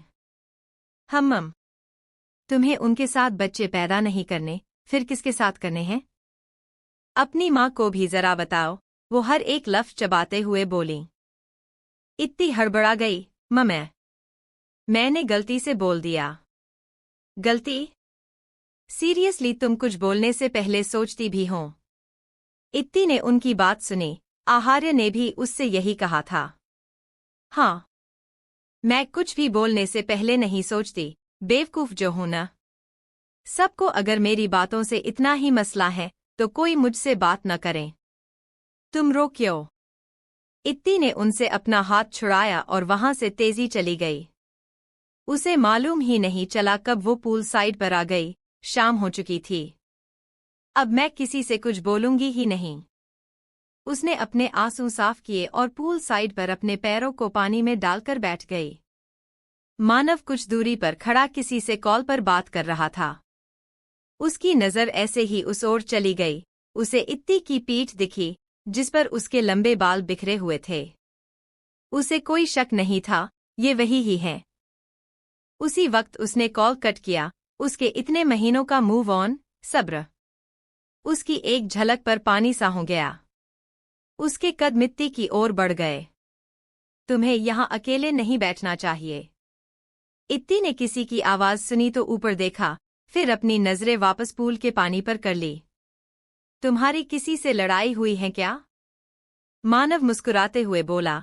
वो उसके पास बैठने वाला था कि उसने इत्ती की आवाज सुनी, मानव प्लीज, अभी मैं किसी से बात करने के मूड में नहीं हूं, मुझे अकेला छोड़ दो। उसकी बात सुन वो उसने इत्ती के पास बैठने का कॉन्फिडेंस खो दिया। उसकी मुस्कान भी फीकी पड़ गई। छोड़ दो दिया? हाँ क्या? इत्ती ने एक बार फिर उसे देखकर, क्योंकि वो उसकी बात सुन नहीं पाई थी। नथिंग। ज्यादा देर तक ऐसे मत बैठना। इतना बोल वो खाली मन से जाने लगा। इत्ती को कुछ याद आया। वो उसकी ओर थोड़ा पलटते हुए बोली, पिया वो कब आएगी? मानव रुक गया। वो बिना पलटे बोला, मुझे उसके बारे में कैसे मालूम होगा? वो तुम्हारी गर्लफ्रेंड है, तुम्हें नहीं तो और किसे मालूम होगा? हद है। अगर तुम ऐसे ही बेफिक्र रहें तो तुम्हारा ब्रेकअप हो जाएगा। वो फिर सीधी बैठ गई। मानव ने उसकी बात का कोई जवाब नहीं दिया, न इत्ती को उसके जवाब की कोई ख्वाहिश थी। वो तो अपनी ही सोच में गुम हो गई थी। मानव वहां से चला गया। इत्ती पानी में अपने पैर चला रही थी। उसने देखा इसका लहंगा भीग रहा है, तो उसने उसे कुछ ऊपर कर लिया। पानी में और चलाते हुए उसे मजा आने लगा। हम अकेले रहना भी अच्छा है। काफी देर तक वो वहां बैठी कुछ न कुछ सोचती रही। आखिर में उसे एहसास हुआ। वो खुद से बोली, हाँ मैंने गलत कहा था, मुझे वो नहीं कहना चाहिए था, बट मैंने इंटेंशनली थोड़ी बोला था। उस वक्त मुझे बस टॉपिक चेंज करना था, फिर भी रूम से बाहर निकाल देना इट्स नॉट एक्सेप्टेबल। अब कुछ अंधेरा हो गया था। आहार्य ने रिजॉर्ट में इत्ती को हर जगह ढूंढ लिया था। उसे ढूंढते हुए वो पूल साइड पर आया। दूर से ही उसे देखकर आहार्य ने चैन की सांस ली। उसे यकीन था वो अब भी उसी बात को पकड़े बैठी होगी। इत्ती ने सन्नाटे में किसी के कदमों की आवाज सुनी तो डरते हुए जल्दी से ऊपर देखा। आहार्य को देखकर उसने चैन की सांस ली, लेकिन अगले ही पल उससे मुंह भी फेर लिया। चलो यहाँ से, कब से यहाँ पर बैठी हूँ? आपसे क्या मतलब? आपने तो मुझे रूम से बाहर निकाल दिया था ना, अब उस रूम में मैं तो बिल्कुल नहीं जाने वाली। वो गला फाड़कर चिल्लाते हुए बोली। तो तुम आज यहीं सोने वाली हो? हाँ, मैं यहीं सोऊंगी, लेकिन उस रूम में नहीं जाऊंगी। ओह, ऐसा क्या? यानी बहुत ज्यादा नाराज हो? हाँ, बहुत ज्यादा। आहार्य की नजर उसके पैर पर गई, जो पानी में था। अच्छा, तुम्हें याद है, हम एक मूवी देख रहे थे, उसमें वो एक्ट्रेस ऐसे ही तो पूल साइड बैठी थी, फिर घोस्ट ने उसे अंदर। उसने अपनी पूरी भी नहीं की थी, जितने में इत्ती ने जल्दी से अपना पैर बाहर खींच लिया। उसने अपने चारों तरफ देखा, अब उसे हर चीज डरवानी लग रही थी। उसके दिमाग में उसी मूवी के सीन्स चलने लगे। कितने बेकार हैं आप, क्यों आ गए? मैं अच्छा खासा एंजॉय कर रही थी। ठीक है, मैं चला जाता हूँ। वो जाने लगा तो इत्ती जल्दी से उसकी पैंट पकड़ते हुए बोली, नन्ही। उसने डरते हुए कहा, यहाँ भूत हुआ तो? आहार्य झुका और उसे अपनी गोद में उठाते हुए बोला, इसलिए हमें रूम में जाना चाहिए। इत्ती ने जल्दी से उसकी गर्दन में अपना हाथ लपेट लिया। उसकी हरकत पर आहार्य के फेस पर स्माइल्स आ गई। इतनी देर से मैं अकेली बैठी थी, आपने आते हुए मुझे डरा दिया, कितने बुरे हैं आप। अच्छा, तब तुम्हें जरा भी डर नहीं लगा? तब मैं गुस्से में थी न, इसलिए मैंने उस बारे में सोचा नहीं। आपने आते ही मुझे वो मूवी याद दिला दी। आहार्य हंसा, गुस्से में तुमसे इम्पॉसिबल काम भी कराया जा सकता है। अच्छा, अगर सच में भूत मुझे ले जाता और मेरी जगह कोई और आ जाता तो आप क्या करते? उसे पहचानते या उसी के साथ रहने लगते? तुम्हारे दिमाग में ऐसी बातें आती कैसे हैं? बताइए ना। आहार्य उसे गोद में उठाए वहां से ले गया। जब दोनों की आवाज आना बंद हुई तब मानव एक दीवार के पीछे से बाहर आया और उन्हें जाते हुए देखने लगाए। उसके चेहरे पर तकलीफ थी। असल में वो इत्ती के कहने के बाद वहां से जाने के बजाय वहीं था। सारी शाम बस वो उसे देखता रहा, उसकी बातें सुनता रहा था। वो वक्त उसके लिए इतना प्रेशियस था कि वो ख्वाहिश कर रहा था कि ये वक्त यहीं ठहर जाए। सिर्फ उसे देखना भी बुरा नहीं था। उसका सुकून बेसुकूनी में तब बदला जब उसने आहार्य को आते देखा। फिर उनकी बातें, एक बार फिर आहार्य इत्ती को उससे दूर ले गया और वो बस देखता रहा। लेकिन भी तो कितनी खुश थी उसके साथ। लेकिन मेरा क्या? उसका गला भराया। तुम्हें भी तो मालूम चलना चाहिए न, किसी ने कितने वक्त तक तुम्हारा इंतजार किया है। किसी की अधूरी ख्वाहिश हो तुम, अधूरा ख्वाब। आई नो, अब जो मैं करूंगा तुम उसके बाद मुझसे नफरत करोगी, लेकिन कम से कम मुझे याद तो करोगी। अभी तो तुम्हारे ज़हन में कभी मेरा ख्याल भी नहीं आता। तुम मेरे बारे में सोचो, इतना तो मैं डिजर्व करता हूं ना। रूम में आकर उसने आहार्य ने उसे बेड पर बैठाया। उसने इत्ती के पैरों को टच किया जो काफी ठंडे थे। उसने इत्ती के पैरों को रब करते हुए पूछा, कितनी देर से तुम पानी में पैर डालकर बैठी थी? ये तो मुझे खुद नहीं पता। वो लेट गई। इतनी देर से बैठे बैठे उसकी कमर दर्द कर रही थी। इत्ती ने अपने पैर पर कुछ फील किया। वो जल्दी से उठकर बैठ गई। उसने देखा आहार्य ने उसके पैरों में पायल पहनाई थी। अब वो उसके दूसरे पैर में पहना रहा था। इत्ती ने पायल को छुआ। वाओ, कितनी प्रिटी है। आप कब लाए? वो जरूरी नहीं, जरूरी यह है कि ये पायल ठीक से काम कर रही है या नहीं। वो उस पर झुकने लगा तो इत्ती पीछे होते हुए बोली, क्या मतलब? मतलब कि चलो हम दोनों मिलकर चेक करते हैं कि ये पायल ठीक से आवाज करती है या नहीं। तुमने ही तो कहा था कि तुम्हें उस टाइप की पायल अच्छी लगता है जो आवाज करती हो। इत्ती बेड पर लेट गई। आहार्य उसके ऊपर आ गया। अगर मैं कल फिर लेट हुई तो मुझे फिर डांट पड़ेगी। उसने आहार्य के चेस्ट पर दोनों हाथ रख उसे रोकते हुए कहा। आहार्य ने उसके एक हाथ को अपने हाथ में लिया, फिर उस पर किस करते हुए बोला, किसकी इतनी हिम्मत जो मेरी बीवी को डांटेगा? आपकी सास और आप खुद भी मुझे डांटते रहते हैं। अभी तो नहीं डांट रहा ना, अभी सिर्फ प्यार। अगली सुबह इत्ती आहार्य से लिपटी गहरी नींद में सो रही थी। उसे अपने ब्लैंकेट का कोई ख्याल नहीं था। आहार्य न जाने कब उठ चुका था और न जाने कब से वो उस पर झुका उसके चेहरे को देख रहा था। उसने टाइम देखा, फिर उसे उठाने से पहले उसने उसके ब्लैंकेट को ठीक किया। अच्छे से जानता था वो उसे उठते ही वो इस बात से एम्बेरेस हो जाएगी। वो इत्ती के गालों पर अपनी उंगलियां चलाते हुए बोला, गुड मॉर्निंग।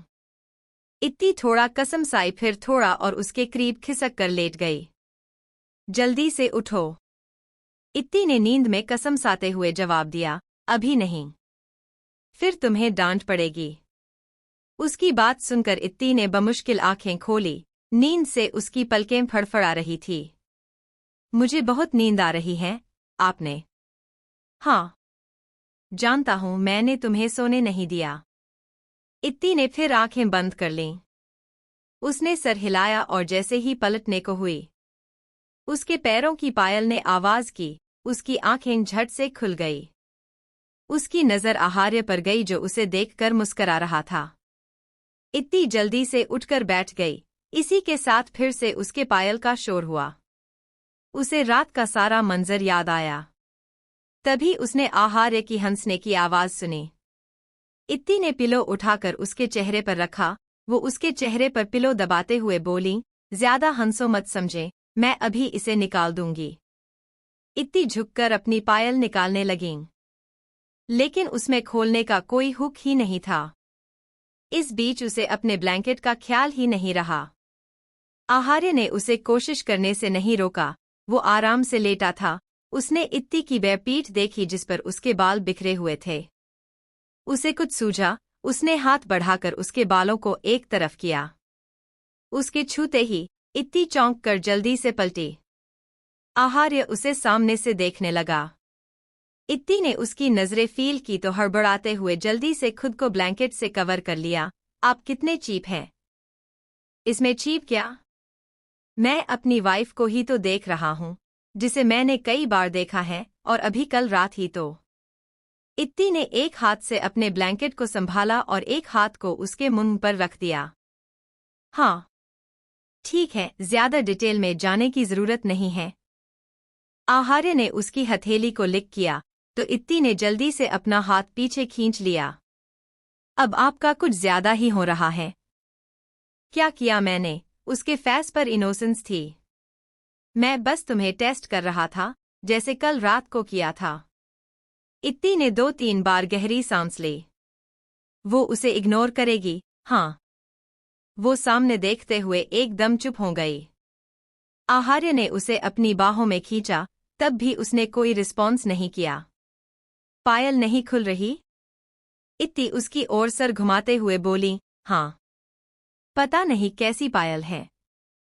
आहार्य ने उसके पैर से हल्का सा ब्लैंकेट उठाया और आसानी से उसकी पायल खोल दी। इत्ती गौर से देख रही थी। ये कैसी अजीब सी पायल है। आहार्य झुककर उसके पैरों की उंगलियों पर बाइट किया तो इत्ती अपने पैर पीछे खींचने लगीं। वो हंसते हुए बोली, गुदगुदी हो रही है, ऐसा मत करो। फिर क्या करूं? वो सीधा होकर बैठा और उसके चेहरे पर झुकने लगा। बस वो इत्ती के चेहरे से कुछ ही दूर था कि इत्ती ने जल्दी से उसके होंठों पर उंगली रख दी। अभी कुछ मत करो। उसने आहार्य को खुद से दूर किया, फिर वो खुद को ब्लैंकेट से कवर कर बेड से उठ गई।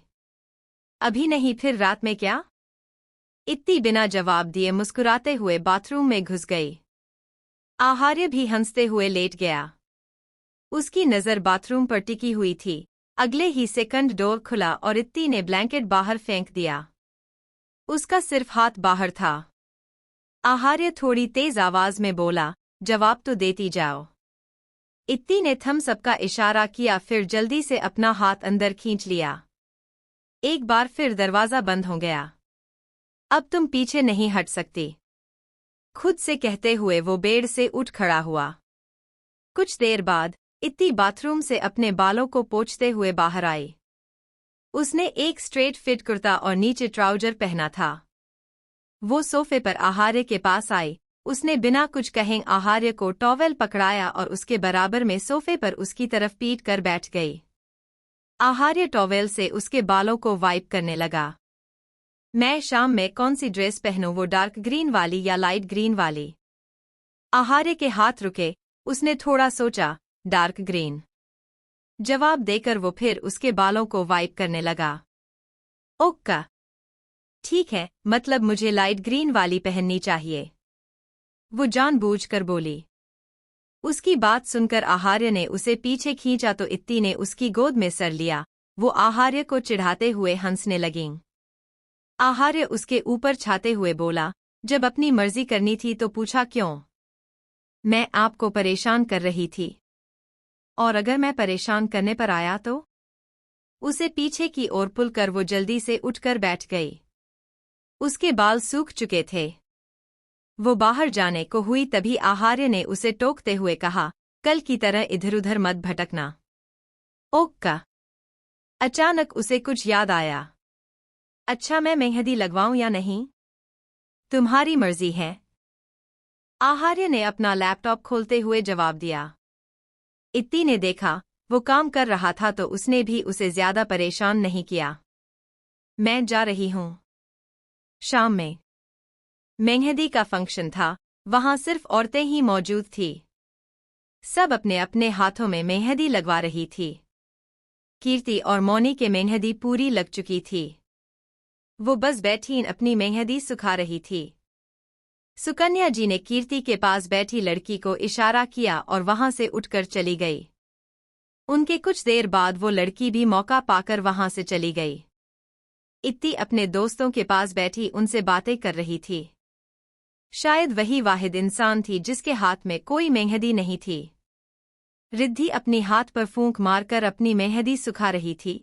उसने इत्ती को देखते हुए कहा, तुम क्यों नहीं लगवा रही? देखो, हमने भी लगवाई है, तुम्हें तो लगवानी चाहिए। तुम्हारी तो शादी भी हो गई, एटलीस्ट तुम किसी को दिखा तो सकती हो। हम सिंगल्स को तो बस अपनी ही मेहंदी देख देख कर खुश होना पड़ेगा। मेरा मन नहीं है, इत्ती ने जवाब दिया। अब वो उसे क्या बताती, इतनी देर स्ट्रेट बैठकर मेहंदी लगवाने की अभी उसमें ताकत नहीं थी। उसकी कमर में हद से ज्यादा दर्द हो रहा था और उसका दिल भी नहीं चाह रहा था मेहंदी वगैरह लगवाने का। अपनी शादी में भी उसके लिए ये एक टॉर्चर था। प्रेक्ति वहां से गुजर ही रही थी कि उसकी नजर इत्ती पर। तुमने मेहंदी क्यों नहीं लगवाई? मन नहीं कर रहा? सोच लो, कहीं बाद में तुम्हारा मूड चेंज हो जाए फिर क्या करोगी? आर यू श्योर ना? बाद में। हाँ, आई एम श्योर। प्रेक्ति वहां से चली गई, लेकिन उसे यकीन था बाद में जरूर उसका मूड चेंज होगा। सुकन्या सिंह ने उस लड़की को आता देखा तो उन्होंने उसे कोने में खींच लिया। लड़की घबरा गई। मैं हूं। सुकन्या सिंह को देखकर उसने चैन की सांस ली। सुकन्या सिंह ज्यादा वक्त जाया न कर जल्दी से कहा, तुमने कीर्ति को वही मेहंदी लगाई है न जो मैंने तुमसे कहा था? Yes ma'am. सुकन्या सिंह उसके आगे नोटों की गड्डी बढ़ाते हुए बोली, गुड। आगे वो जल्दी से वहां से चली गई। लड़की खुशी खुशी पैसे गिनने लगीं। वो वहां से जल्दी से जाने ही वाली थी कि पास वाले रूम का डोर खुला। आकाश उस लड़की के सामने खड़ा उसे घूरने लगा। उसे देखकर लड़की डर गई। कौन सी मेहंदी की बात कर रही थी मानसा? कौन सी मेहंदी लगाई है तुमने मेरी कीर्ति जी को? उसकी गुस्से से भरी आवाज से लड़की कांप गई। उसके हाथ से नोटों की गड्डी नीचे गिर गई। इसमें मेरी कोई गलती नहीं है, उन मैडम ने ही मुझसे ये सब करने को कहा था। डर के मारे वो तोते की तरह बोलती चली गई। वो आम सी लड़की इन बड़े लोगों से पंगा नहीं लेना चाहती थी। क्या कहा था उन्होंने तुम्हें? उन्होंने मुझे उन मैडम को मेहंदी लगाने के लिए कहा था, लेकिन मेहंदी उन्हें रचती नहीं क्योंकि उसमें केमिकल था। मैंने उन्हें कोई नुकसान नहीं पहुंचाया। उसकी सारी बात सुनकर आकाश ने गुस्से से अपनी आंखें बंद कर लीं। उसने सही सोचा था, उसकी मां ने अभी तक कीर्ति को एक्सेप्ट नहीं किया था। मासा, मेरी कीर्ति जी के साथ इतनी चीप हरकत कैसे कर सकती है? उसका अपनी मां की सोच पर इख्तियार नहीं था। लेकिन वो हर कदम पर कीर्ति का साथ देगा। उसने सामने खड़ी लड़की को घूरते हुए कहा, मैं जो कह रहा हूँ अगर तुमने वो किया तो मैं तुम्हें जाने दूंगा, अगर नहीं तो जेल जाने के लिए तैयार हो जाओ। लड़की घबराते हुए बोली, मैं करूंगी। कीर्ति अपने रूम में रेस्ट करने आई। प्रेगनेंसी की वजह से वो काफी वीक फील कर रही थी। वो बेड पर बैठ गई, उसकी मेहंदी सूख चुकी थी। ये फ्रेगनेंस। उसने इनहेल किया तो कमरे में खुशबू आ रही थी। रूम स्प्रे किसने स्प्रे किया? उसकी आंखें भारी होने लगीं, वो पीछे की ओर गिरने लगी तो आकाश जल्दी से पर्दे के पीछे से बाहर आया। उसने कीर्ति को थामकर ढंग से बेड पर लेटा दिया। डोर की तरफ देखकर वो थोड़ी तेज आवाज में बोला, अंदर आओ। वो लड़की जल्दी से अंदर आई। तुम्हें पता है न क्या करना है? हाँ, मैं एग्जैक्ट वही मेहंदी इन्हें लगाऊंगी। वो कीर्ति के साइड बैठ गई। उसने कीर्ति का हाथ अपने हाथ में लिया और पहले वाली मेहंदी की सूख चुकी लेयर हटाने लगी। आकाश ने देखा, मेहंदी हटने के बाद कीर्ति के हाथ पर कोई भी रंग नहीं आया था। उसे अपनी मां पर बहुत गुस्सा आया। कीर्ति जी अगर कल ये देखती तो कितनी हर्ट होती। अच्छा हुआ मुझे पता चल गया। वो कीर्ति के पास बैठकर उसका सर सहलाने लगा। इत्ती चेंज करके बेड पर लेट गई। उसके लेटते ही आहार्य ने उसे अपनी बाहों में खींच लिया।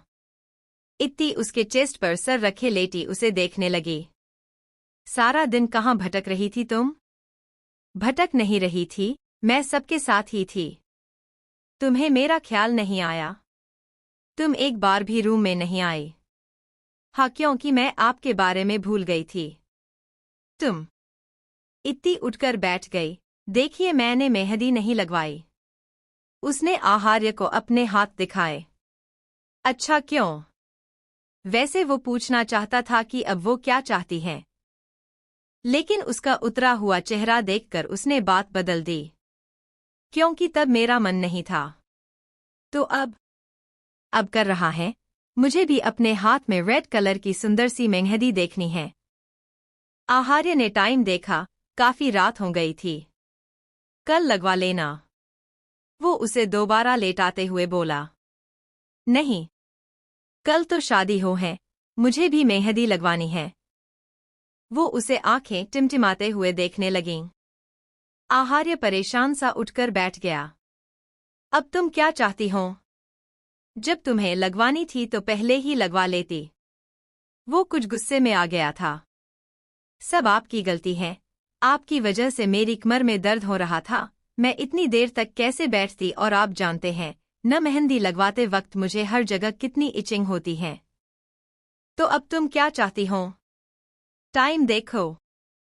इतनी रात में मैं तुम्हें कहीं नहीं ले जाने वाला, दैट्स इट। इत्ती मुस्कुराते हुए उसके पास खिसक गई। उसने आहार्य के चेस्ट पर हाथ रखा, जिसे बहुत ध्यान से आहार्य हटाते हुए बोला, अपने दिमाग से ये स्टूपिड थॉट अभी के अभी निकाल दो। इत्ती मुस्कुराते हुए उसके पास खिसक गई। उसने आहार्य के चेस्ट पर हाथ रखा, जिसे बहुत ध्यान से आहार्य हटाते हुए बोला, अपने दिमाग से ये स्टूपिड थॉट अभी के अभी निकाल दो। कोई और वक्त होता तो इत्ती इस हरकत पर उससे जरूर लड़ती, लेकिन अभी उसने खुद को कंट्रोल किया और अपना वही हाथ आहार्य के चेहरे पर रखते हुए बेहद प्यार से बोली, और आप कितने अच्छे हैं, बिना कहे मेरी फीलिंग्स समझ जाते हैं। आहार्य ने आंखें छोटी कर उसे घूरा और एक बार फिर बड़े ध्यान से उसका हाथ अपने चेहरे से हटा दिया। और तुम इतनी अच्छी नहीं हो जितना अभी प्रीटेंड कर रही हो। वो लेट गया तो इत्ती भी जल्दी से उसके एब्स पर बैठ गई। आपको अच्छा लगेगा सबके हाथ में मेहंदी हो और बस आपकी वाइफ के हाथ खाली हों। आहार्य ने अपनी आंखें बाजू से ढक ली। मैं इतना सोचता ही नहीं, तुम भी मत सोचा करो। इत्ती उसका हाथ जबरदस्ती खींचते हुए रोने जैसी आवाज निकालने लगीं। प्लीज ना। आहार्य ने अपनी आंखें बंद ही रखी। आखिर उसकी जिद ही इतनी बेतुकी थी। आहार्य उसे कैसे मेहंदी लगा सकता था? आप सुन रहे हैं? प्लीज ना। आहार्य ने फ्रस्ट्रेट होते हुए आंखें खोली। एकदम से वो पलट गया। अपनी नीचे दबी इत्ती को के मुंह पर उंगली रखते हुए वो सख्ती से पेश आया। I want you. अब एक वर्ड नहीं, तुम्हें समझ आ रहा है तुम क्या कह रही हो? मैं मेहंदी कैसे लगा सकता हूँ? इत्ती कुछ बोलने वाली थी। आहार्य अपनी उंगली उसके होंठों पर प्रेस करते हुए आगे बोला, एक बात बताओ, तुम्हें मेहंदी लगानी आती है? इत्ती ने सर हिला दिया। इससे पहले तुमने कभी मेहंदी लगाई है? इत्ती ने फिर सर हिलाया तो आहार्य इस बार तेज आवाज में बोला, देन तुम मुझसे कैसे ये एक्सेप्ट कर सकती हो? तुम्हारी ही तरह मुझे भी मेहंदी लगानी नहीं आती। I am not a henna artist. इतना कहकर वो इत्ती के साइड में लेट गया। Now sleep. लेकिन अब क्या? इत्ती उसकी ओर करवट लेते हुए बोली, लेकिन आप तो परफेक्ट हैं, कोई ऐसा काम नहीं जो आप नहीं कर सकते। माई परफेक्ट हबी प्लीज ना। वो बाज नहीं आई। आप मेरी बात क्यों नहीं मान रहे? वो जिद्दीपन से बोली। क्योंकि तुम्हारी बात बेसलेस है। इत्ती चुप हो गई। अब सो जाओ। आहार्य ने उसका हाथ पकड़ा जिसे इत्ती ने झटक दिया। नहीं सोना मुझे। ठीक है, देन कुछ और करते हैं। परमिशन तो तुमने सुबह ही दे दी थी। आहार्य उसे डाइवर्ट करना चाहता था। इत्ती उसकी ओर पीट करके बैठ गई। कुछ नहीं करना मुझे आप जैसे बेकार हस्बैंड के साथ। मेरी तो किस्मत ही खराब है। आहार्य ने पीछे से उसकी कमर में हाथ डालकर उसे अपने करीब खींचा। अब तुम्हें मुझसे शादी करने का पछतावा भी हो रहा होगा। हाँ बिल्कुल, बहुत पछतावा हो रहा है। देन सारी रात बैठकर पछतावा करो, क्योंकि इसके अलावा तो कोई ऑप्शन है नहीं तुम्हारे पास। इतना कहकर वो करवट बदलकर लेट गया। इत्ती ने हल्का सा सर घुमाया। सच में सो गए? हद है। उसने गुस्से से पाउट किया। काफी देर तक वो आहार्य को घूरती रही। फिर कुछ सोचकर उसने उंगली से उसके बाइसेप्स पर टैप किया। सो गए। अगले ही सेकंड आहार्य की आवाज आई, नहीं वेट कर रहा हूं, कब तुम अपने ही फिजूल जिद छोड़ोगी और कब हम दोनों सोएंगे? इत्ती अपनी उंगली आहार्य की स्किन में दबाते हुए बोली, इधर फैस कीजिए ना। आहार्य पलट कर लेट गया। बोलो। मैं आपको बहुत परेशान करती हूं ना? वो मासूम सी शक्ल लिए बोली। आहार्य उसे देख रहा। उसने पलकें झपकाई। हम्म समटाइम्स। इत्ती उसके पास लिए गई। उसने बिना कुछ आहार्य को हग कर लिया। आगे उसने एक लफ्ज नहीं कहा। आहार्य की कमजोरी थी। उसकी खामोशी या मायूसी आहार्य के बर्दाश्त में नहीं थी। उसने इत्ती को खुद से दूर किया तो वो उसे चुपचाप देखने लगीं। ओक्का, हम ट्राई कर सकते हैं।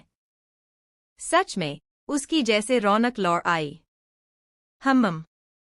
इत्ती ने टाइटल हग कर लिया। आई लव यू, आप बहुत अच्छे हैं, बहुत बहुत ज्यादा अच्छे। आहार्य हंसने लगा। से जानता था इत्ती की खामोशी वो सब नाटक था। अगर वो हामी नहीं भरता तो वो फिर ज्यादा देर तक खामोश नहीं रहती। लेकिन फिर भी वो पिघल गया। इत्ती जल्दी से बेड से उठी। आहार्य भी बैठ गया और सोफे पर फेंके अपने बैग से कॉर्न्स निकालकर वापस बेड पर आ गई। मतलब तुमने पहले से प्लानिंग कर रखी थी? हम आहार्य मेहंदी के कॉर्न्स को देखते हुए बोला। नहीं, ये तो मुझे भाभी सा ने दिए थे। सच्ची? मैंने ऐसा पहले प्लान नहीं किया था। आहार्य ने बस सर हिला दिया। इत्ती उसे देखते हुए परेशान सी हो गई। आपको मुझ पर यकीन नहीं है क्या?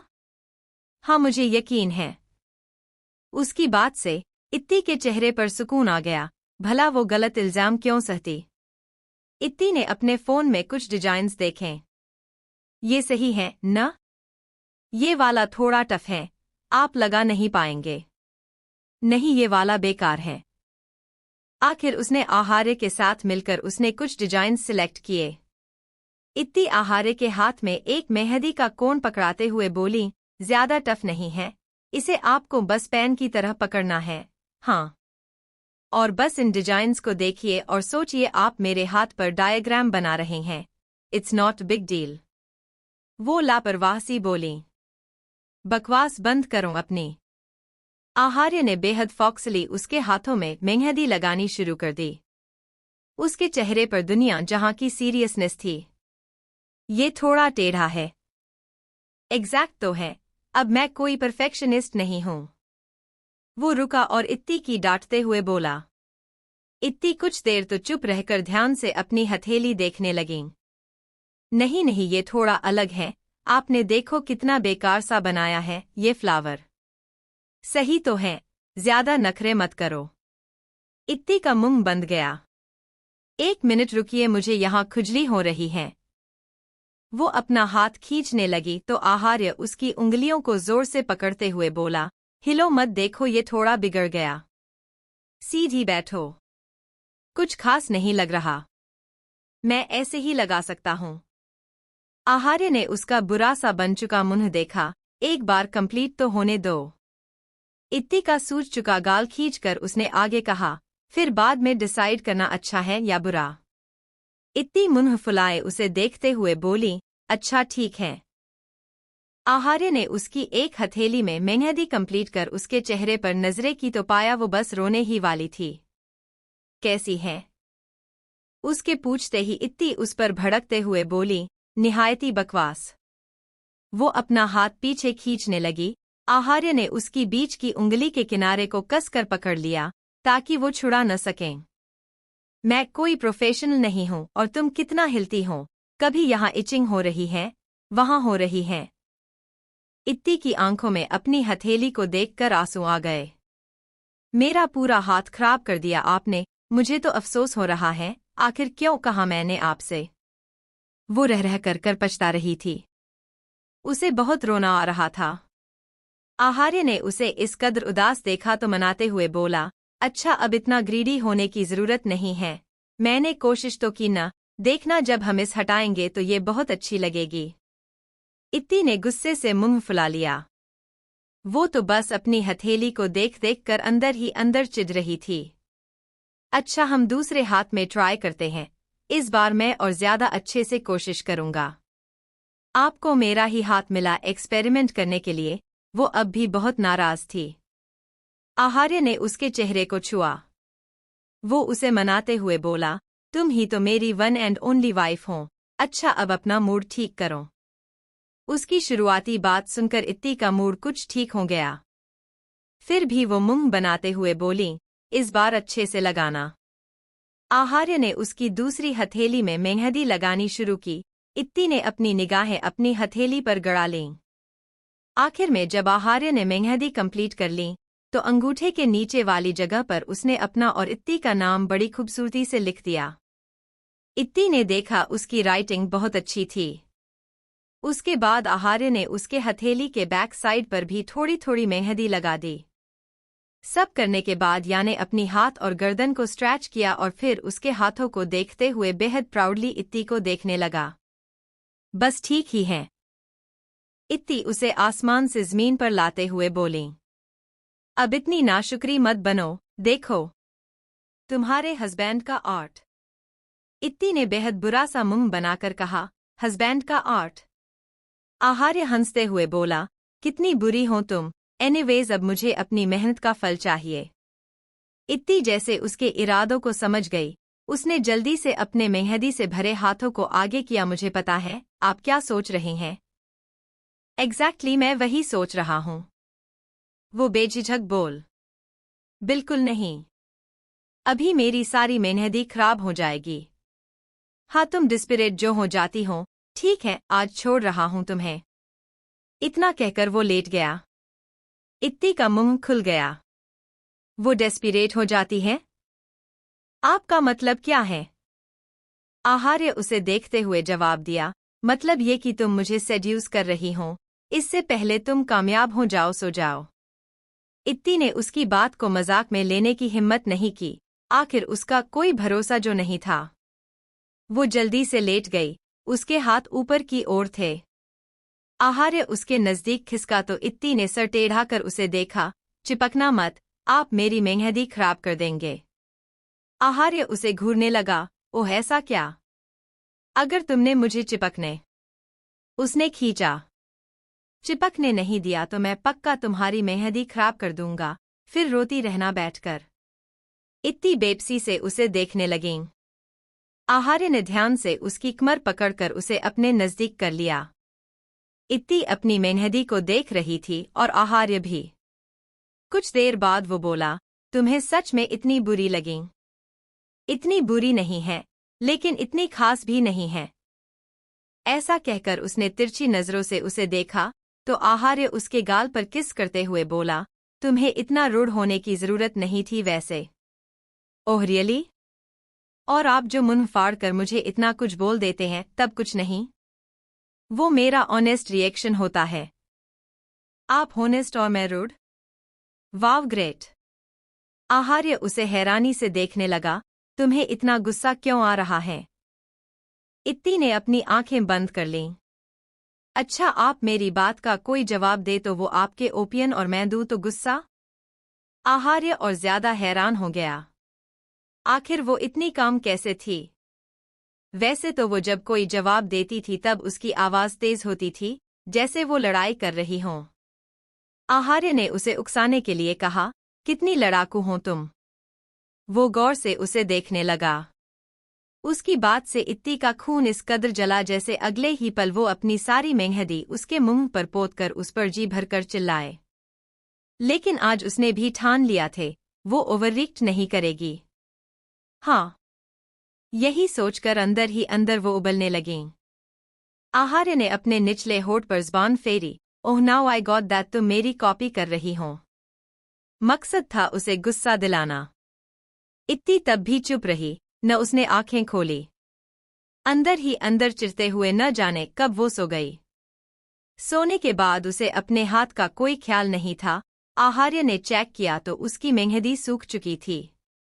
उसने इत्ती के दोनों हाथ उसके पेट पर रख दिया। उसके सोते हुए चेहरे को देख वो मुस्कुराते हुए बोला, आई नो कल इन दोनों बात के लिए तुम मुझसे जरूर बदला लोगी। अगली सुबह सुकन्या सिंह जानबूझकर कीर्ति के कमरे में आई। तब कीर्ति बस नहाकर आई थी। बेटा अपनी मेहंदी दिखाओ, मैं भी तो देखूं मेरी बहू की मेहंदी कैसे रची है। उन्हें देखकर कीर्ति ने मुस्कुराते हुए टॉवेल को एक ओर रखा जिससे वो अपने बाल पोंछ रही थी, और अपने हाथ आगे कर दिए। उसके हाथ पर चढ़े मेहंदी के रंग को देखकर सुकन्या सिंह के चेहरे के सारे रंग उड़ गए। ये कैसे हुआ? उन्होंने मन में सोचा। बताइए कैसी है? उसकी आवाज पर वो अपनी सोच से बाहर आई और जबरदस्ती मुस्कुराते हुए बोली, बहुत अच्छा कलर आया है। लेकिन ये कलर आया कैसे है? आगे ही बात उन्होंने मन में कही। जैसा आहार्य ने सोचा था, इत्ती अभी भी रात वाली बात को पकड़े बैठी थी। जब से वो सोकर उठी थी आहार्य को इग्नोर कर रही थी। वो रूम से जाने लगी तो आहार्य उसके सामने आ गया। मुझे अपनी मेहनत का कलर तो दिखाती जाओ। उसने इत्ती के दोनों हाथ पकड़कर उसकी छोटी छोटी हथेली को अपने हाथ में लिया और उसकी मेहंदी को देखने लगा।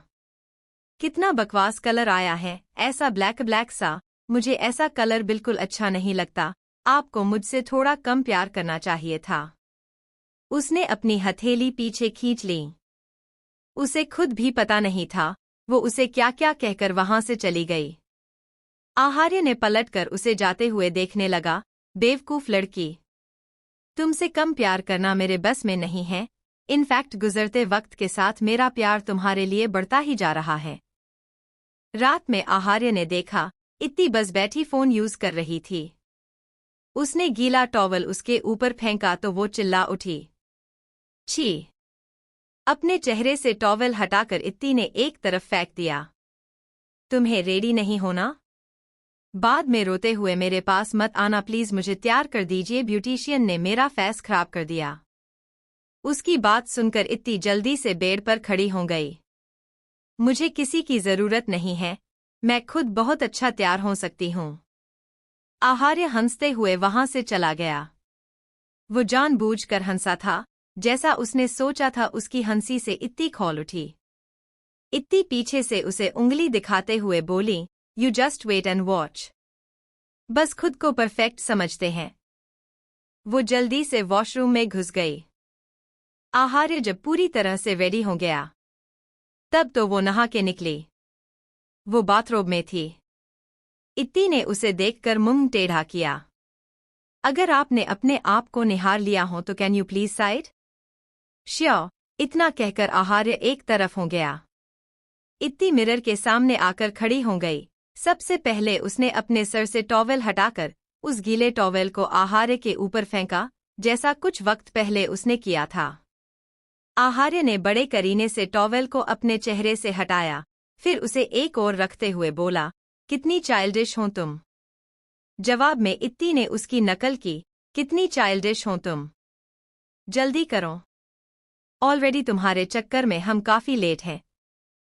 आपको जाना है तो जाइए ना, मैंने कौन सा रोका है। आपको मेरी केयर करने की कोई जरूरत नहीं है। नहीं, मुझे तुम्हारी नहीं, तुम्हारे बेचारे बालों की फिक्र है, उन पर इतना जुल्म मत करो यार। उसकी बात सुनकर इत्ती के कोम करते हाथ रुक गए, जिसने वो अपने गीले बालों को लगभग नोचते हुए सुलझा रही थी। इत्ती के हाथ कुछ पल रुके, लेकिन फिर वो दोबारा बेतरतीबी से अपने बालों को सुलझाने लगीं।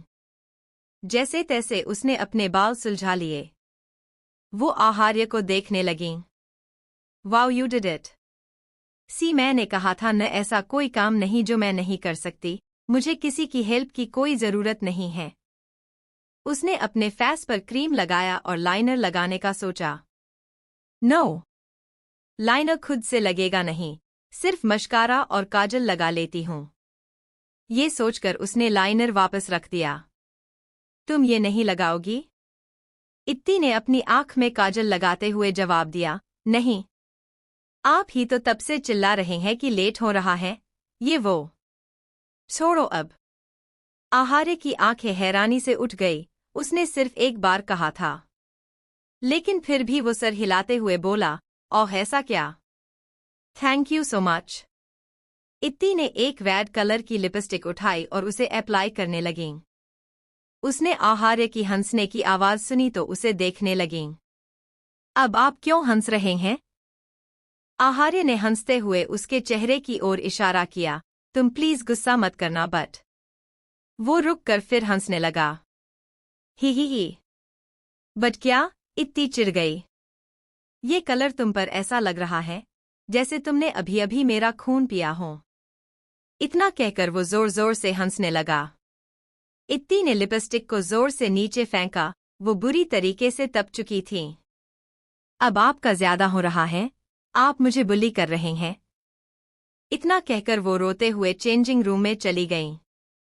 मैं मजाक कर रहा था, सच में। चेरी की तरह लग रहे हैं तुम्हारे होंठ, सुनो तो।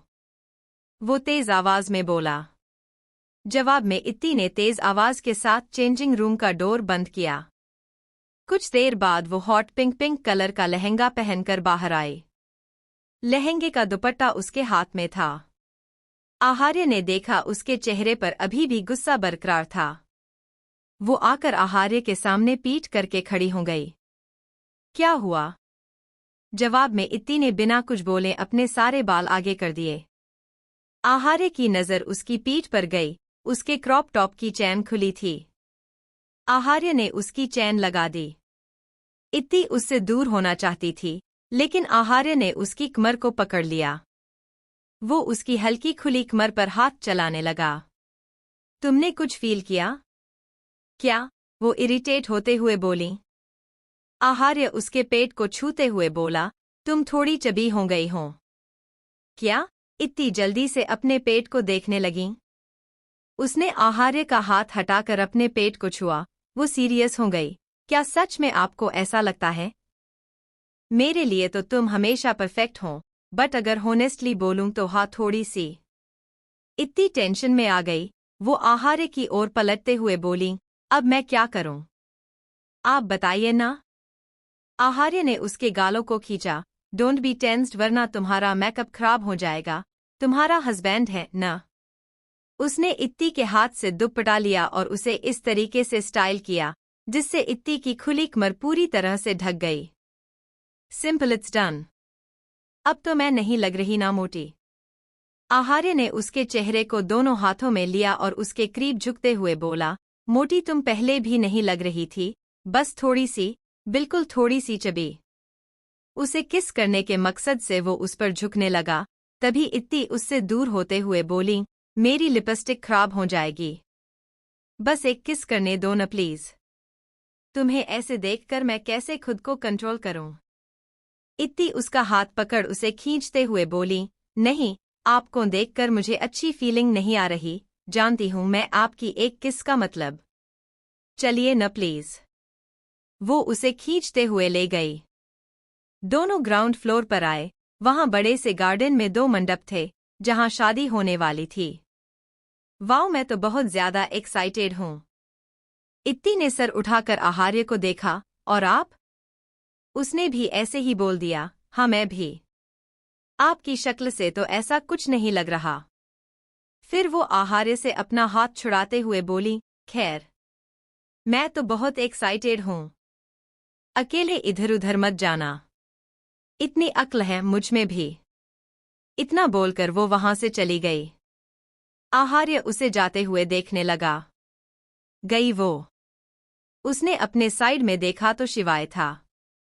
शिवाय से बात करके वो अपना मूड खराब करने के मूड में बिल्कुल नहीं था, इसलिए वो वहां से जाने लगा।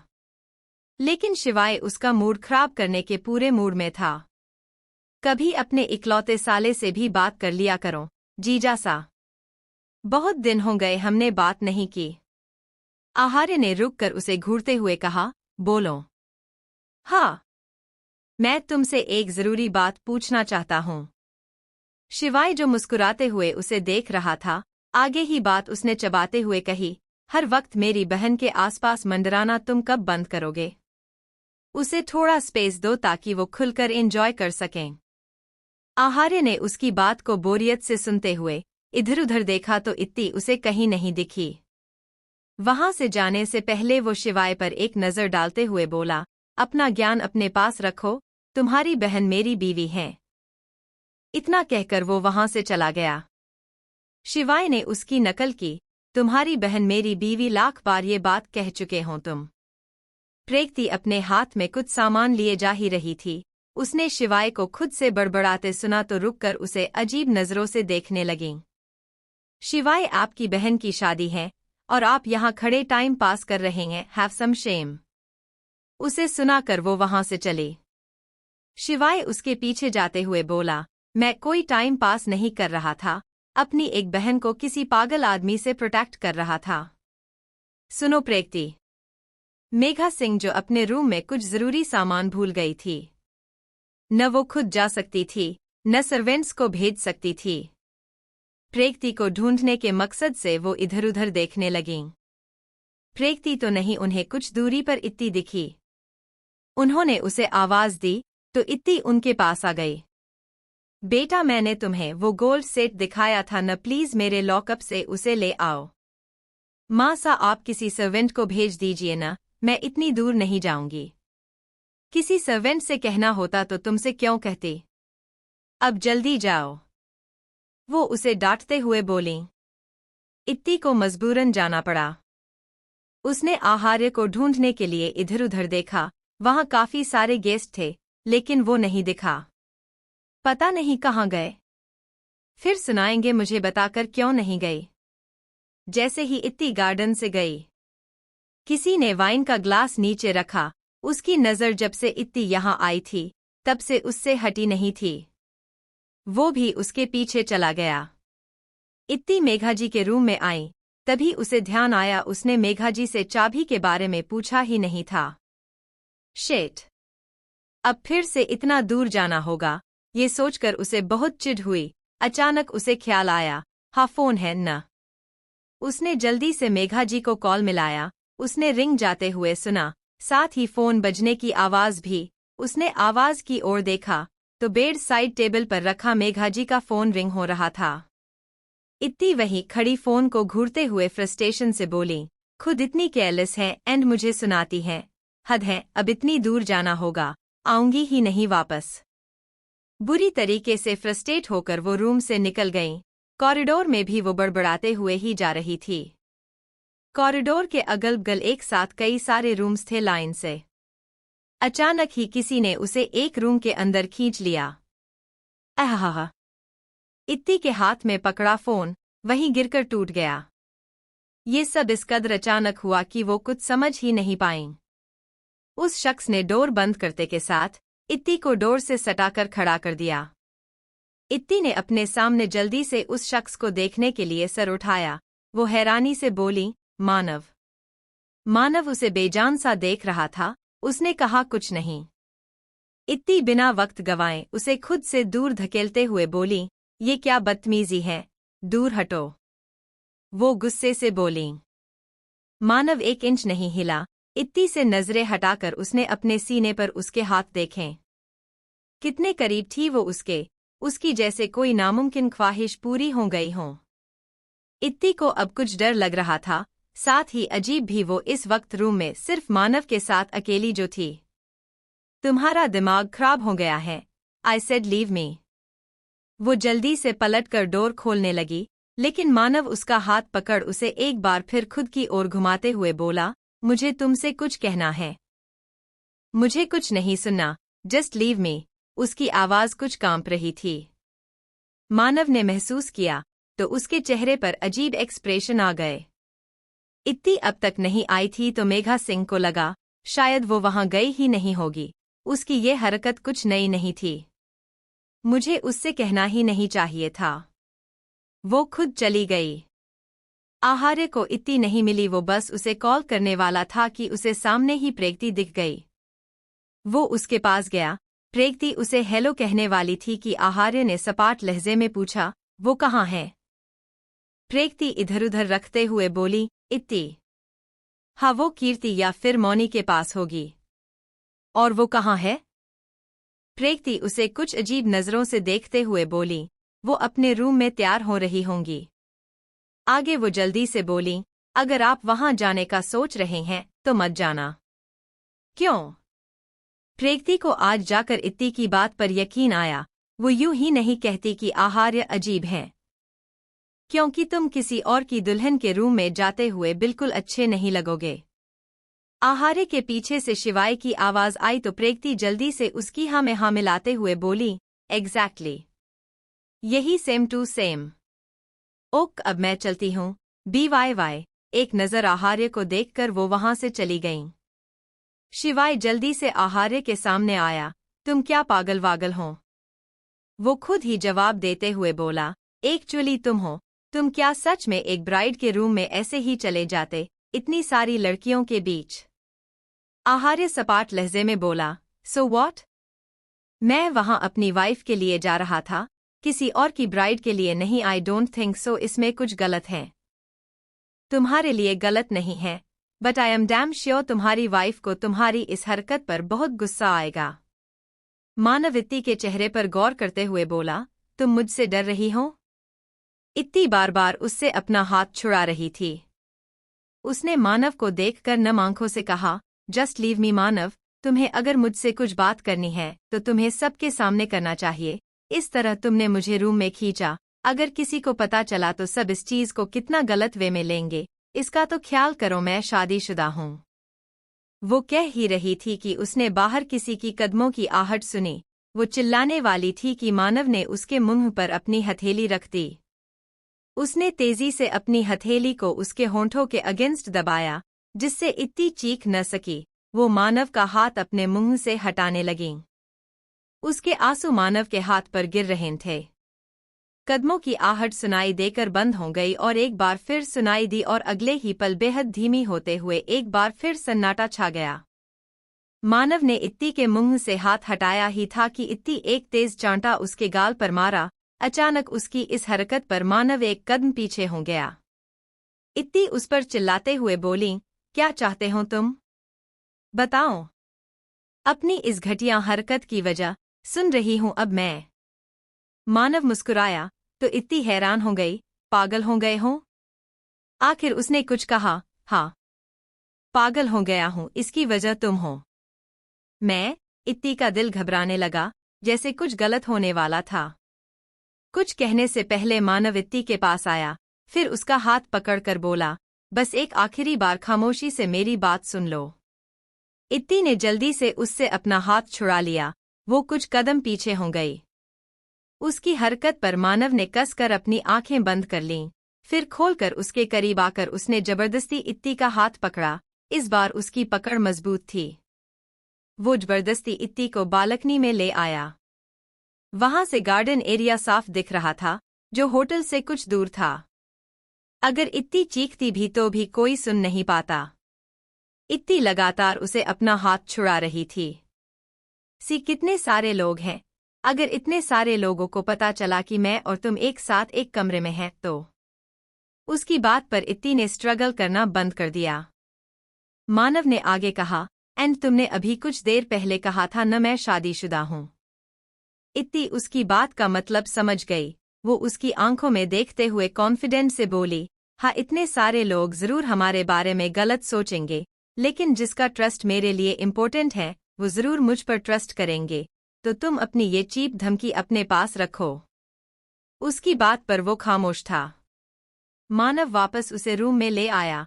उसने इत्ती को ग्लास डोर से लगाकर तकलीफ से चिल्लाते हुए बोला, तुम्हें इतना ट्रस्ट है कि तुम्हारा हस्बैंड तुम्हें ऐसे किसी गैर मर्द के साथ अकेले रूम में देखने के बाद भी तुम पर ही ट्रस्ट करेगा, लेकिन जब उस वक्त मैंने तुम्हें रूम में खींचा तो तुम्हारी आंखों में ऐसा डर क्यों था जैसे मैं तुम्हारे साथ कुछ गलत करने वाला हूं? बोलो, तुम मेरे बारे में ऐसा थॉट ला भी कैसे सकती हो? क्या इतना अननेसरी हूं मैं तुम्हारे लिए? वो रो रहा था। उसकी आवाज में बेबसी के सिवा कुछ नहीं था। ये तो शुरुआत थी उसके दर्द बयां की। वो इत्ती से 2-3 कदम दूर हो गया। इत्ती उसे बेयंकिनी से देखते हुए बोली, मानव। मानव ने अपनी आंख को बेदर्दी से रगड़ा। अब उसे इत्ती का चेहरा साफ दिखाई दे रहा था। उसके एक्सप्रेशंस देख वो तकलीफ से बोला, तुम समझ गई, लेकिन तुमने बहुत देर लगा दी समझने में।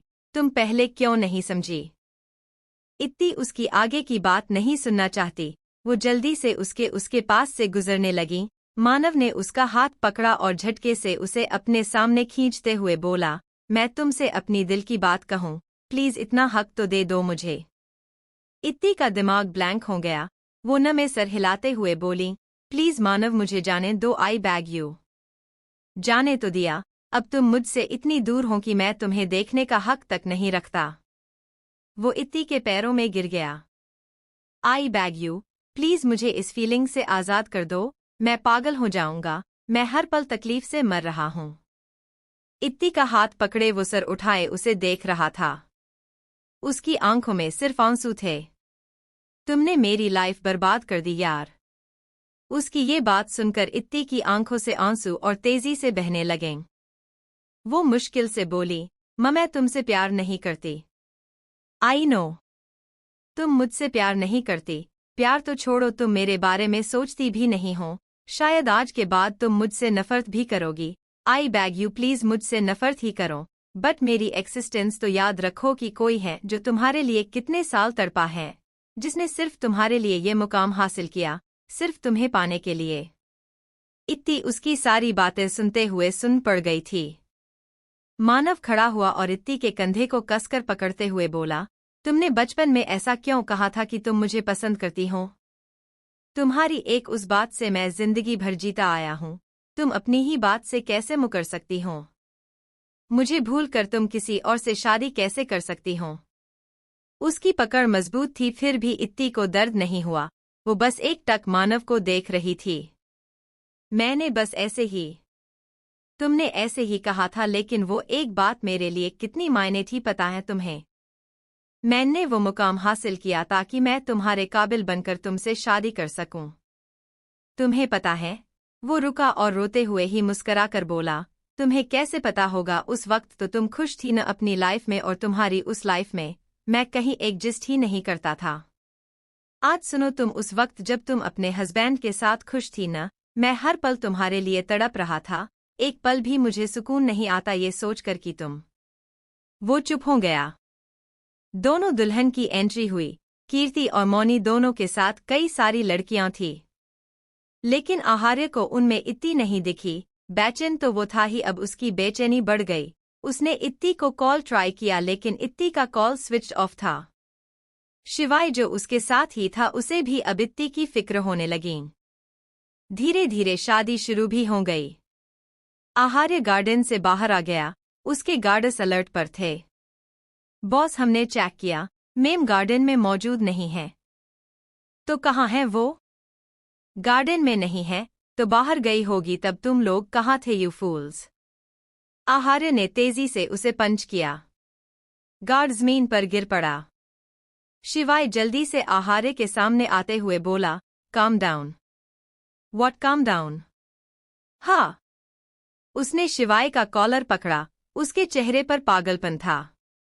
प्रेती कह रही थी न वो ब्राइड्स के रूम में है, तो बताओ कहाँ है वो? उनके साथ क्यों नहीं है? I want her. अगर उसे कुछ हुआ तो मैं तुम दोनों को जान से मार दूंगा। Enough, are you lost your senses? Aharya के चेहरे से लग रहा था जैसे अगर उसे इतनी नहीं मिली तो वो पागल हो जाएगा। बॉस। एक दूसरे गार्ड से जल्दी से उसे फोन दिया। वो एक आधे घंटे पहले की फुटेज थी, जब इत्ती गार्डन से बाहर गई थी। इतना बड़ा होटल, हर कैमरा को चेक करने में गार्ड्स को भी वक्त लग रहा था, क्योंकि वहां कई लोग आ जा रहे थे। आहार्य ने अचानक वीडियो स्टॉप की। उसकी आंखें किसी को जान से मारने को उतारू हो गई। I will kill him. मानव टूट चुका था। वो लगभग गिड़गिड़ाते हुए बोला, मैंने कोशिश की थी कि तुम्हें भूल जाऊं, बट मैं नहीं कर पा रहा। प्लीज मेरी हो जाओ। न जाने वो क्या क्या कह रहा था। इत्ती खुद बहुत बेबस थी। उसे मानव के लिए बुरा भी लग रहा था, लेकिन वो क्या कर सकती थी? मानव प्लीज। वो कुछ कहती कि उसने आवाज सुनी। उसने जल्दी से डोर की ओर देखा। किसी ने दरवाजे को जोर से पीटा था। अगले ही पल आहार्य की गुस्से से भरी आवाज उसने सुनी। इत्ती के चेहरे की जैसे रौनक लौट आई। मानव ने देखा उसने फिर उसकी एक्सिस्टेंस जैसे भुला दी थी। उसने खाली दिल के साथ इत्ती का हाथ छोड़ दिया। बिना एक पल गंवाए इत्ती जल्दी से डोर की तरफ भागी। डोर खोलते वक्त उसके हाथ कांप रहे थे। दरवाजा खोलते ही सामने आहार्य को देख वो जल्दी से उसके गले लगकर जोर जोर से रोने लगी, तब तक जब तक उसने पीछे कोई कुछ आवाज सुनी। वो जल्दी से पलटी। उसने मानव की हल्की झलक देखी, जो खिड़की से कूद गया था। ये नज़ारा देख वो जोर से चीख उठी। मानव।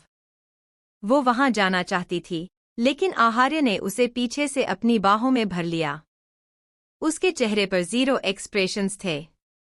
जब इत्ती उसके गले लगी थी, उसी वक्त मानव उसकी ओर पलटा था।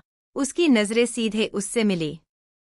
मानव की नजरों में हार थी और आहार्य की आंखों में उसका खून करने का पक्का इरादा। यू विन, उसने धीरे से कहा, जिसे आहार्य समझ गया। जब वो उन दोनों को देखते हुए खिड़की की ओर जा रहा था, तब भी आहार्य उसे देख रहा था। वो चाहता तो उसे बचा लेता, लेकिन उसने ऐसा चाहा नहीं। तुम ठीक हो? शिवाय उसी वक्त वहां आया। भाई सावो मानव, उसने खिड़की की ओर इशारा किया। वो आहार्य की बाहों में छटपटा रही थी।